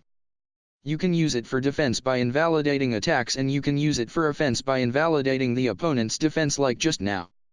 It's truly a cheat. Unfair. While having such a cheat ability, he still sprung a surprise attack on me, having made perfect preparations to kill me. This is totally not what a self-conceited higher-ranked person would do. I had planned to first lure Kuro into my zone when the time came for us to have our showdown, yet isn't this the complete opposite of all that? Ni-wa. Sigh. Complaining will get me nowhere. There's no point in crying over spilt milk. There were too many unexpected things, but this doesn't change what I have to do. Beat down Kuro and activate my world rehabilitation plan. MNH. I grab Kuro's arm that had pierced my chest. At the same time, I change my lower body into spider form, slashing at him with the sickle on my foreleg. Kuro shook off my hands, pulling out his arm and falling back. Due to the effect of the zone dulling the movement of the sickle, he could comfortably avoid it. Since he has the dragon barrier up, he probably wouldn't have had any problems even if he hadn't avoided it though. I guess that goes to show just how on guard he is against me, huh? Well, thanks to that I was able to open some distance between us. But since this is Kuro's zone, there's not actually much meaning in opening up some distance. After all, this zone created by a god is sort of like being inside that god. It's advantageous for you, disadvantageous for the opponent. As long as I am here, Kuro will have the upper hand. Well, it's not like I can just allow myself to be beaten up the whole time though. With a rustling sound, many white spiders come crawling out from the shadow beneath me. Many, many spiders. As if they are wearing away space itself, the white spiders warp the zone wherever they come out. Oh no, you don't. Kuro charges forwards in a stance ready to make a punch, but the white spiders scatter in all directions. Of course, the main body in myself also falls back and avoids Kuro's strike. The white spiders that had scattered in all directions begin to summon other white spiders, and those white spiders summon even more white spiders. The white spiders increase in numbers geometrically. They begin to tear into Kuro's zone. So much. Snicker snicker. Did you think I was just letting myself be beaten silly, huh? That's a lie. I seriously was being beaten silly, pretty much. However, I had properly arranged for my clones to take action like this to invade Kuro's zone from outside. The hole that had opened in my chest is returning to normal. Heh, the real battle starts here. I'll leave me getting beaten silly out from my blog. Damn. Kuro clicks his tongue. He rushes towards my main body, but I keep falling further backwards and don't allow him to close the distance. It's a competition between how fast Kuro can attack and how fast I can retreat. The dullness in my body's movements have now gone. In a battle between two users of Space Mage Craft, it's like a battle to secure territory. Expand your own zone, or protect against your opponent expanding their own zone. Right now, my clones in the white spiders are blotting out Kuro's zone at a terrific rate, converting it to my zone. Muhahaha. I didn't thoroughly research this for nothing. Don't look down on a specialist. Yeah, I will acknowledge it. I'm no match for Kuro in total power. It's also the case that I was in a bad situation with that surprise attack. Or rather, as matter of fact, in that exchange just now I lost quite a lot of my magic power. Kuro's surprise attack was highly successful, damn it. But still. I've trained myself thoroughly the whole time since I became a god while focusing on you. It would be embarrassing if I fell so easily. It also wouldn't be an exaggeration to say that the outcome of this battle will decide this world's future. Now then, let's settle things here, why don't we? I better take out some insurance though. Translation notes. To put it in black and white, this title is of course a pun on Kuro, black, and Shiro, white, though it's actually quite a literal translation too. The nuance of the original Japanese is more like, to determine whether something is right or wrong, or, to settle a matter. Shiro herself uses the phrase near the end in, let's settle things here, why don't we, but the black and white expression doesn't really work here. Kumo Desu, Nani ka? 329. How to kill a god. As Kuro chases me at high speed, I escape by retreating at the same speed. During that time my clones also continue to summon more clones, overwriting Kuro's zone. I'm relieved to be able to say that I seem to be a step above in using Space Mage Craft. If I lost at this, then I wouldn't have a chance. If I couldn't compete with Space Mage Craft at the very least, then I would be in checkmate at that point after all. If you recall my pathetic state immediately after I was dragged into this zone, you can see just how brutal these zones are indeed. It's like putting a buff on yourself and putting a debuff on your opponent, as it were. If you don't have some method of resisting that, then you'll be totally screwed. Thus, Space Mage Craft is an essential ability for gods. As per D's carefully made basic course of God. That is merely the prerequisites to fight a higher ranked god. That's only enough to get you to the starting line. Unless you're equal to or superior in Space Mage Craft, then you don't even have the capabilities to fight at all. I'm happy at the fact that I surpass him in that, but even that has been cancelled out by the damage I took from the initial surprise attack, pretty much. The delay in my initial response has equally delayed the expansion of my zone. While I am able to erode Kuro's zone, the rate feels pedestrian. So unless I'm prepared for a drawn-out battle, it'll be impossible to completely overwrite it. So, my immediate situation is basically really bad. The prerequisites are to be equal to or superior in Space Mage Craft. I was able to satisfy that. However, that surprise attack left a delay in my initial response when originally I had planned to lure him into my zone, but this is starting from me being in Kuro's zone instead. In addition, Kuro is higher ranked.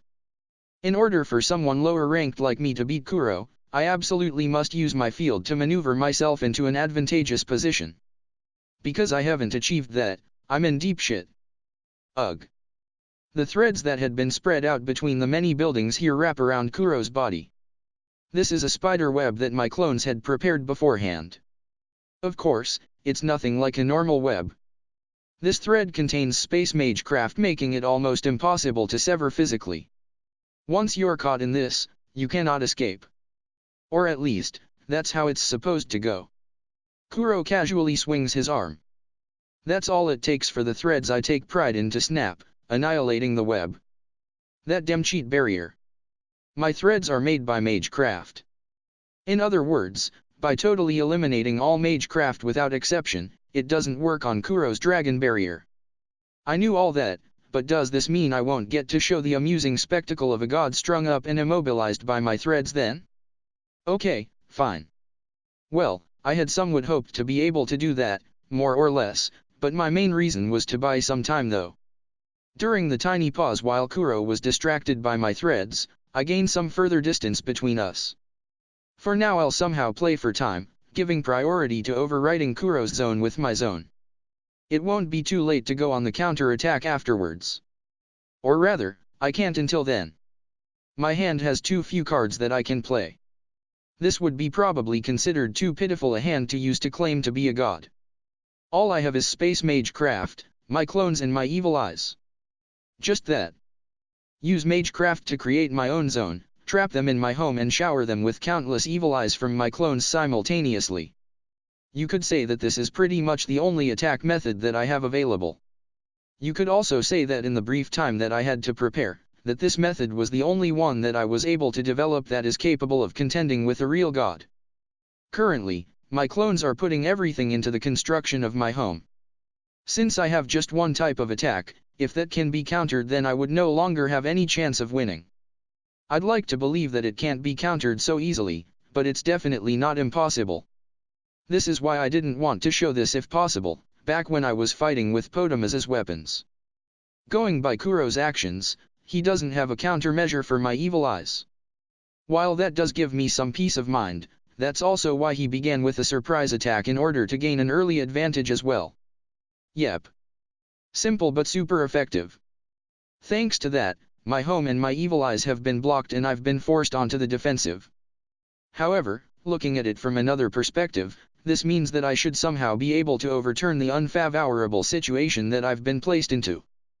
That surprise attack cost me a lot of magic power, but that's done with now that I've got back on my feet.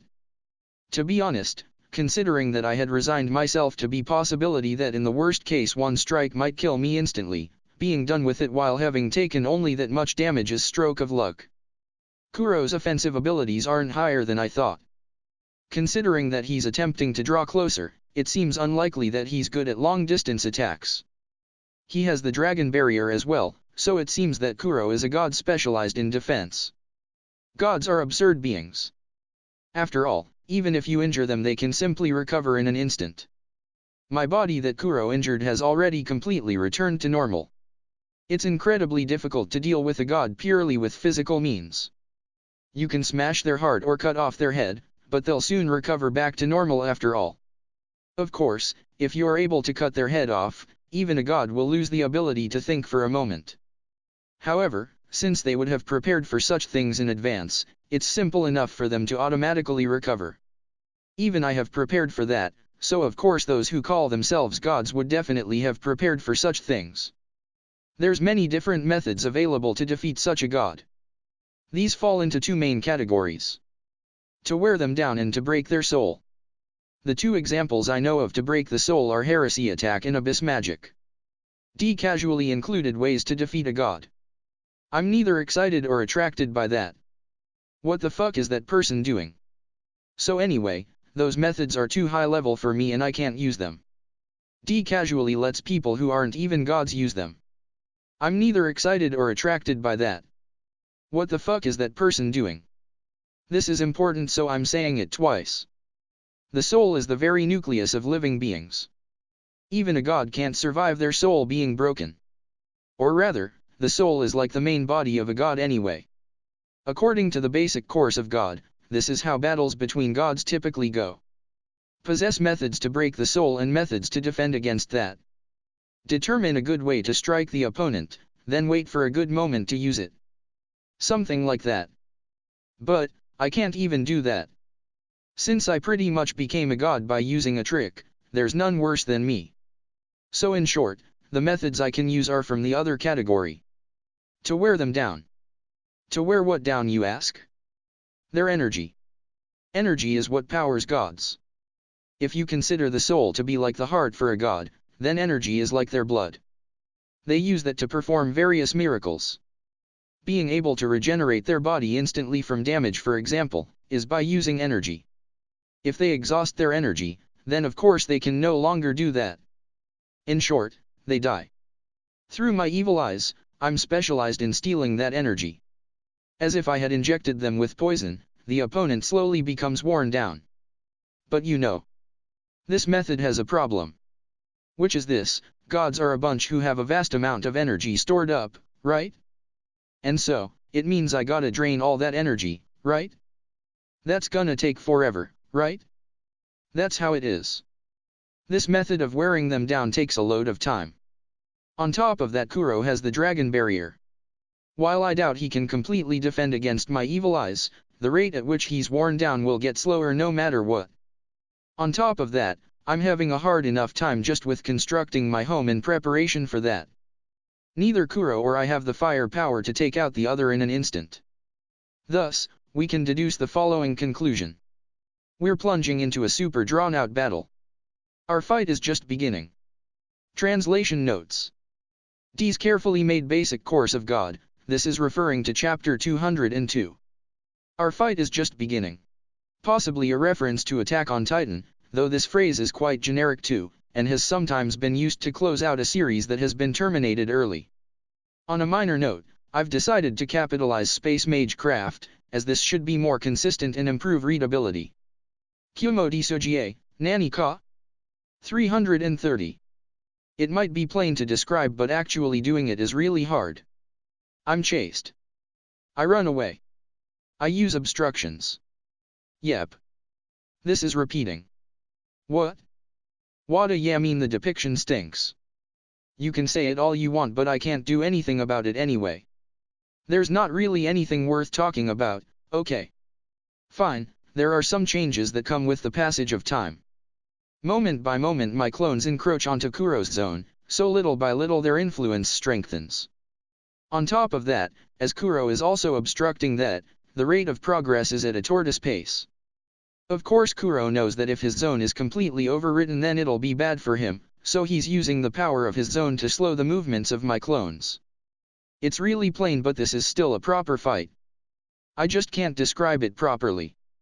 After all, it's plain. In the first place, it seems likely to take a heck of a long time to paint over Kuro's zone. I've been running around all over the place for a while now, but is there no end in sight to the zone? It's huge. Ni-wa. No matter how hard my clones push to erode it, doesn't it seem impossible to paint over the whole thing? I don't know how big this thing is in practice, but at the current pace I doubt this will end in a day or two. But hey, a journey of 1,000 miles begins with a single step, and all that, right? Emotionally it feels like picking up the gravel along a 1,000-mile journey one by one and then painting them. That way I'll repaint those 1,000 miles in a new color. Hehe, I've not advanced a single step yet.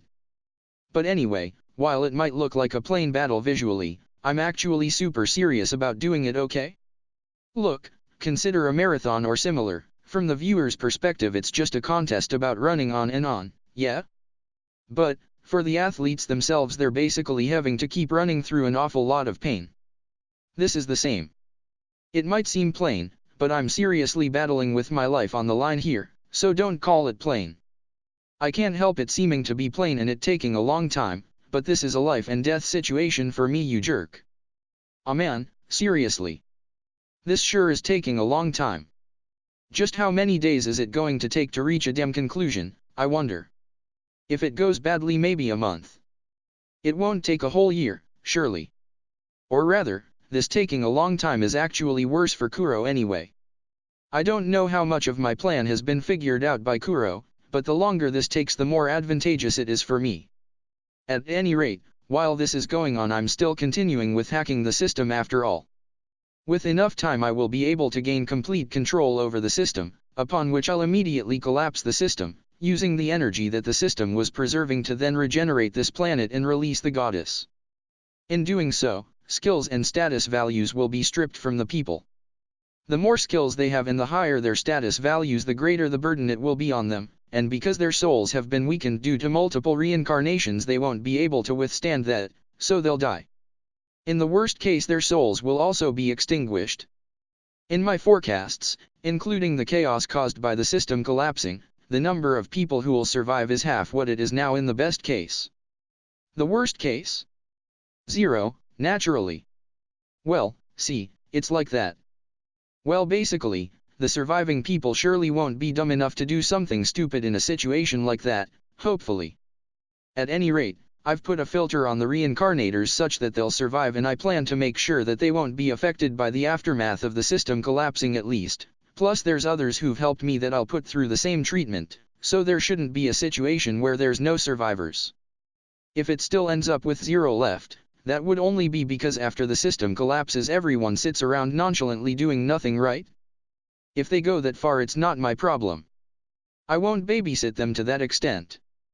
The goddess can't accept such a scenario. Which is why Kuro is taking action according to the goddess's will. That being the case, I would expect that this stalemate situation would not be good for Kuro. The longer this takes, the closer we get to going over the time limit where I can activate my plan after all. HRMM. In which case, how much Kuro knows would have various effects on the current situation. Firstly, in the scenario where Kuro knows nothing.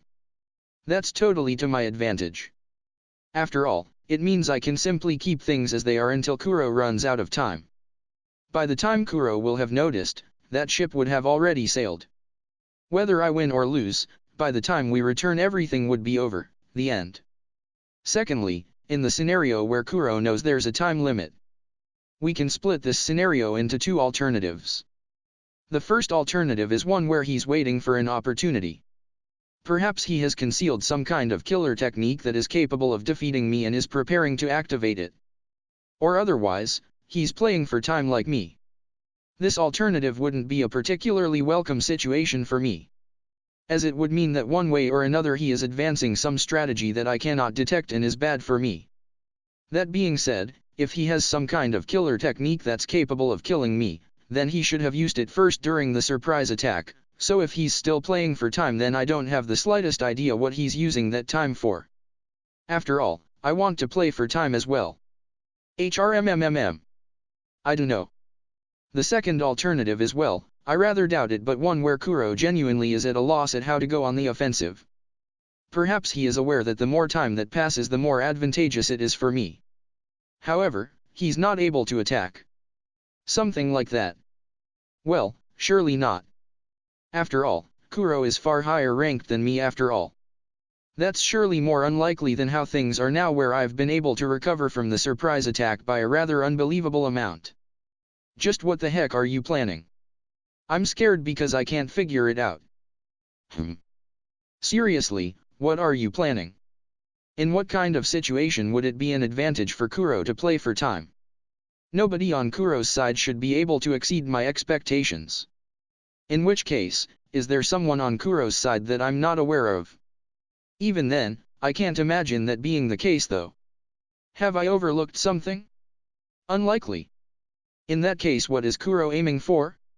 Seriously. I got no idea at all. Sigh. I guess it's no use thinking about things I don't know, huh? I better concentrate on the battle in front of me. Even if it might be plain to describe. Oh? Kuro is preparing to teleport? Perhaps he's judged that so much distance has opened up between us that he won't be able to catch up without leaping through space? But, even so, that's a bad move, you know? Kuro activates the teleport. He's trying to link space to an area right in front of me. Gaha. However, I interfere with the technique. Due to that, the technique is disturbed, with the resulting distortion causing Kuro to take damage as he tries to jump through space. It's like he was about to jump through an open door, but then the door was locked shut and he carried on moving and collided with it. The situation is completely different, but it's something along those lines. Incidentally, the cause of the door being locked was my interference with the technique. Currently in this zone, Kuro's zones and my zones are mixed together, so it's become an unstable place where we can each obstruct the other. If you try to activate a high-level space technique like teleport in such a place, it's obvious that the opponent will interfere with the technique, resulting in it failing. However, rather than it simply failing to activate, the interference will cause it to explode like just now. It could even cause major damage. For him to make such an elementary mistake, just what is going on? Seriously. I can't figure out Kuro's intentions. Kumo Desu, Nani ka? The Black Dragon's Battle. The Black Dragon's Battle. Author's summary of the previous chapter. Kuro, gaha? Shiro, somehow I'm winning. De heck. What is he planning? I don't know. This is impossible for me indeed. I had known for sure. I had understood for sure. Even so, I can't deny that I had never held out the hope that perhaps luck would be on my side. Sure enough, however, it seems that such a too-good-to-be-true development won't happen. If such a too-good-to-be-true development was ever going to happen, then surely I wouldn't have experienced quite as much suffering as I have to date. Such a thing never happened, as this world isn't so nice as to let me have hope. The conclusion that can be drawn from all this is that I will be defeated. I had known for sure. I had understood for sure. However, now that this has actually come to pass, I am filled with regrets. That I gave up the right to choose, that I've been stagnant for so long. So this is the gap between me and my opponent, who has constantly been forging ahead. Shiro. Shiraori. Originally she was simply a reincarnator. From there, she made use of the system in a way that nobody had ever managed to before and achieved the leap to godhood. Even considering that she made use of the system's power, she still produced a miracle for a normal living being to reach godhood. It's doubtful that she herself understands just how great an achievement she made, but it was enough that Dee went out of her way to bestow a name and make an invitation to become her kin. I guess she is what people call a genius. There is no concept of a genius amongst us dragons. We dragons become stronger simply by being alive, naturally attaining godhood. As we are a species that is destined to attain godhood, our strength is proportional to how long we have lived. They're evenly matched within the same generation, cannot rival those from an older generation and won't lose to those from a younger generation. That's how dragons are. It's not just the dragons either. On one level or another, for most gods their strength is directly connected to their age. Which is why, from my point of view, it is absurd in the extreme to experience the current situation where a newbie god who has only just been born is able to be more than a match for me. I've become able to fully understand the feelings of those seeing the unreasonable difference that talent makes amongst people. Her space magecraft is above mine. Although I was able to execute a surprise attack and pull her into my domain, even that is being steadily overridden. It won't happen anytime soon, but if my territory is overridden, then the situation will be overturned. The situation becomes worse the more time that passes. However, once my surprise attack failed to achieve a quick victory, it was unavoidable that it would develop into a drawn-out battle. In addition, I knew that if it became a drawn-out battle, then it would be disadvantageous to me. It sure seems that Shiro has a tendency to overestimate me. Certainly I am above her in terms of my rank as a god, considering our total amounts of pure energy. However, if you were to ask whether that is directly connected to compatibility, the answer is no. Dragons learn knowledge and skills from the elder dragons. However, I don't have any of those elder dragons to learn from. As there are limits to self-education, my abilities would likely have fallen well behind compared to dragons of my generation. In the first place, I don't have any combat experience with those equal to or stronger than me. Well, in this respect it's not just me, I guess. The Dragon Clan, the Heavenly Clan and the Demonic Clan. Since the struggle for supremacy between the three great god clans has entered a Cold War period, there's been no opportunity for young dragons to go to battle. Even if this planet had been functioning normally and the other dragons hadn't left, I likely wouldn't have had an opportunity to fight with a god equal to or stronger than me. I am completely lacking in combat experience. In contrast, before Shiro became a god, she experienced fighting with those equal to or stronger than her.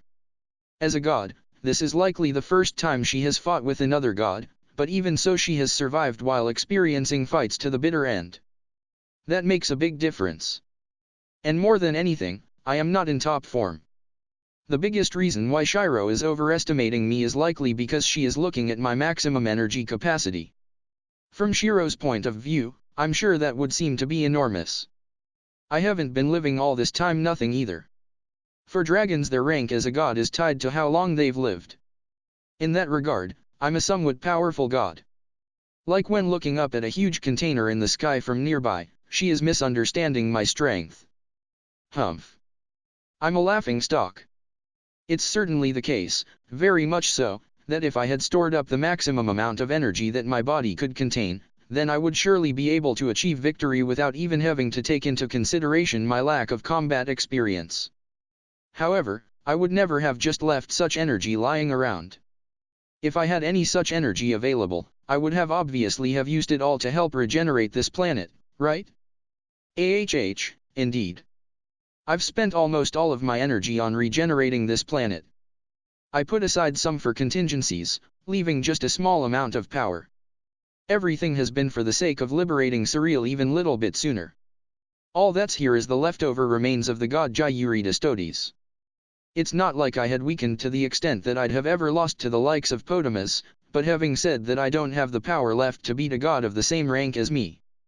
Shiro is likely thinking that she is confronted by a battle with slim chances of victory. She is surely not thinking that it is in fact I who has slim chances of victory. If she got conceited it would likely make my situation a little easier though. I shall admit it. The way things are going I will lose. It's not like I don't have a trump card. But, even when taking that into account it's bleak. All I can do is to buy as much time as possible and to whittle Shiro down even a little bit. In which case, I'll focus purely on that. Even if it's just my leftover remains, as a much older god than you I won't be going down easily. I've entrusted the rest to you, Dustin. Kumo Desu, Nani ka? S35, 2 options. 2 options. What will you do? It is fine if you are unable to make a decision immediately. However, please at least remember this, time waits for no one. In other words, even while you are struggling to decide, the situation is progressing. After we had received a general explanation from the Pope, the 3 of us were sitting face to face in my assigned rooms. In this place, which was the headquarters of the Divine Word religion, apparently these rooms were provided for the hero to stay in. I wasn't accepted as the hero by the world in general, or rather this was the first time I'd come here anyway, so I hadn't used them before, but now I was grateful to be able to use them. Katya and Sue had each been provided with their respective rooms, but right now we were gathered at my rooms in order to discuss things. However, even though this should be a discussion, nobody made any move to speak. An oppressive silence dominated the place. It's hardly surprising. Katya and Sue have both been taught the details of taboo after all. Anyone who learned that would fall into an oppressive mood. On top of that, the discussions with the Pope on what will happen next was more than enough to make the mood even heavier. The Pope has decided to fight. No. The fight has already begun. That was a fight to challenge the gods, to kill the gods. To save the people, kill the gods. In order to maintain this world, the Pope has already made his decision and put it into action. If what we've heard from the Pope is correct, then this world has only 2 viable alternatives. One is what Wakabasan and co are trying to do, destroy the system. With that method, the goddess who has been supporting the world until now won't be killed, making it possible to restore this world. However, in compensation for that, as a side effect of the people having their skills forcibly removed from their souls, it's likely that about half of the people living in this world would die. Not only would they die, but apparently many people's souls would be smashed. If someone's soul is smashed, then they would no longer be able to reincarnate. In other words, it's the ultimate death. The other method is the plan being advanced by the Pope and the one called the Black Dragon, who is probably the person called Jayuri that I saw in that dream. Though rather than calling it a plan, it's more of an extension of what's been done so far. In other words, to stop the plan of Wakabasan and co., to allow the system to continue operating as is and to restore the world to a normal condition. With this method, people won't be forcibly sacrificed in order to take the right path, making it possible to restore this world. However, in this case the goddess who is currently supporting the system will have no hope of being saved and go beyond her limits. Then, after the goddess has passed away, the same will happen to the Black Dragon who will succeed her as the core of the system. According to the Pope, considering the time it will take until the goddess exhausts all her strength, followed by the Black Dragon sacrificing himself after taking over the system, it will just about be enough to restore this planet. Any shortfall will apparently be covered by collecting the energy produced during the battle between Wakabasan and the Black Dragon. I was doubtful whether such a thing would be possible, but it seems this small-scale world developed by the Black Dragon has the ability to do so. Then, if even that isn't enough, then after this battle is over, yet another battle will be started in order to gather up enough energy. In the form of the Divine Word religion vs the Goddess religion. In addition, there's also a scenario where the Divine Word religion is destroyed by the people across the world who have been deceived by them all this time. In short, the Pope and the Black Dragon are using their own destruction in order to save this world. One faction would sacrifice half the people in order to save the goddess and the world. Another faction would sacrifice themselves and the goddess in order to save the people and the world. Neither of them are reasonable. With either method, the losses would be too great. Somehow. Isn't there some other way? Isn't there some way where nobody is lost? In spite of myself, I spoke out. There's two people who seem about to fall off a cliff, but only one of them can be saved. Which one do you save? This all seems to resemble that question. Except in this case, neither option is good. None, probably. If there was such a convenient option, whether it was Wakaba-san or whether it was the Pope, they would have chosen that after all. Katia states the obvious. I get it. With my head, I get that such a convenient option couldn't exist. Even though I get it, I can't help but think otherwise. No matter how impossible it is, Oni-sama can achieve anything. Sue went and said that. The scary thing is that Sue doesn't seem to be joking. Just how does she view me? Sue, you should consider the time and place to make jokes. Jokes. Katia rebukes Sue while massaging her forehead, but Sue stares blankly. It wasn't a joke. Anyway. This is a really important matter, so there's no way I can immediately make a decision. There's also Harinth and Co who have been left behind at the elf village, so let's put this on hold for now. I'm still not prepared to choose either option. If possible, I'd return to the elf village again and meet up with Harinth and Co to discuss it with them. That's only if I have enough time though. At that moment, the ground shook. An earthquake. A tremendous jolt strikes my body. While I didn't fall over because I was sitting down, the impact toppled the furniture. This is the first time that I've felt an earthquake in this world. But, I soon realized that this wasn't an actual earthquake. The jolt came only once. Rather than how intermittent jolts continue during an earthquake, this was the sort of jolt that would come from some kind of large explosion nearby. No, this isn't the sort of jolt. It actually was due to an explosion occurring nearby. The proof of that is that I got wind of something burning with my strengthened sense of smell. Something's happened. I'll go check it out. You two wait here. No, we shall come with you. It's more dangerous for us to be separated. Let's move together. In response to my suggestion, Katia immediately proposed an alternative.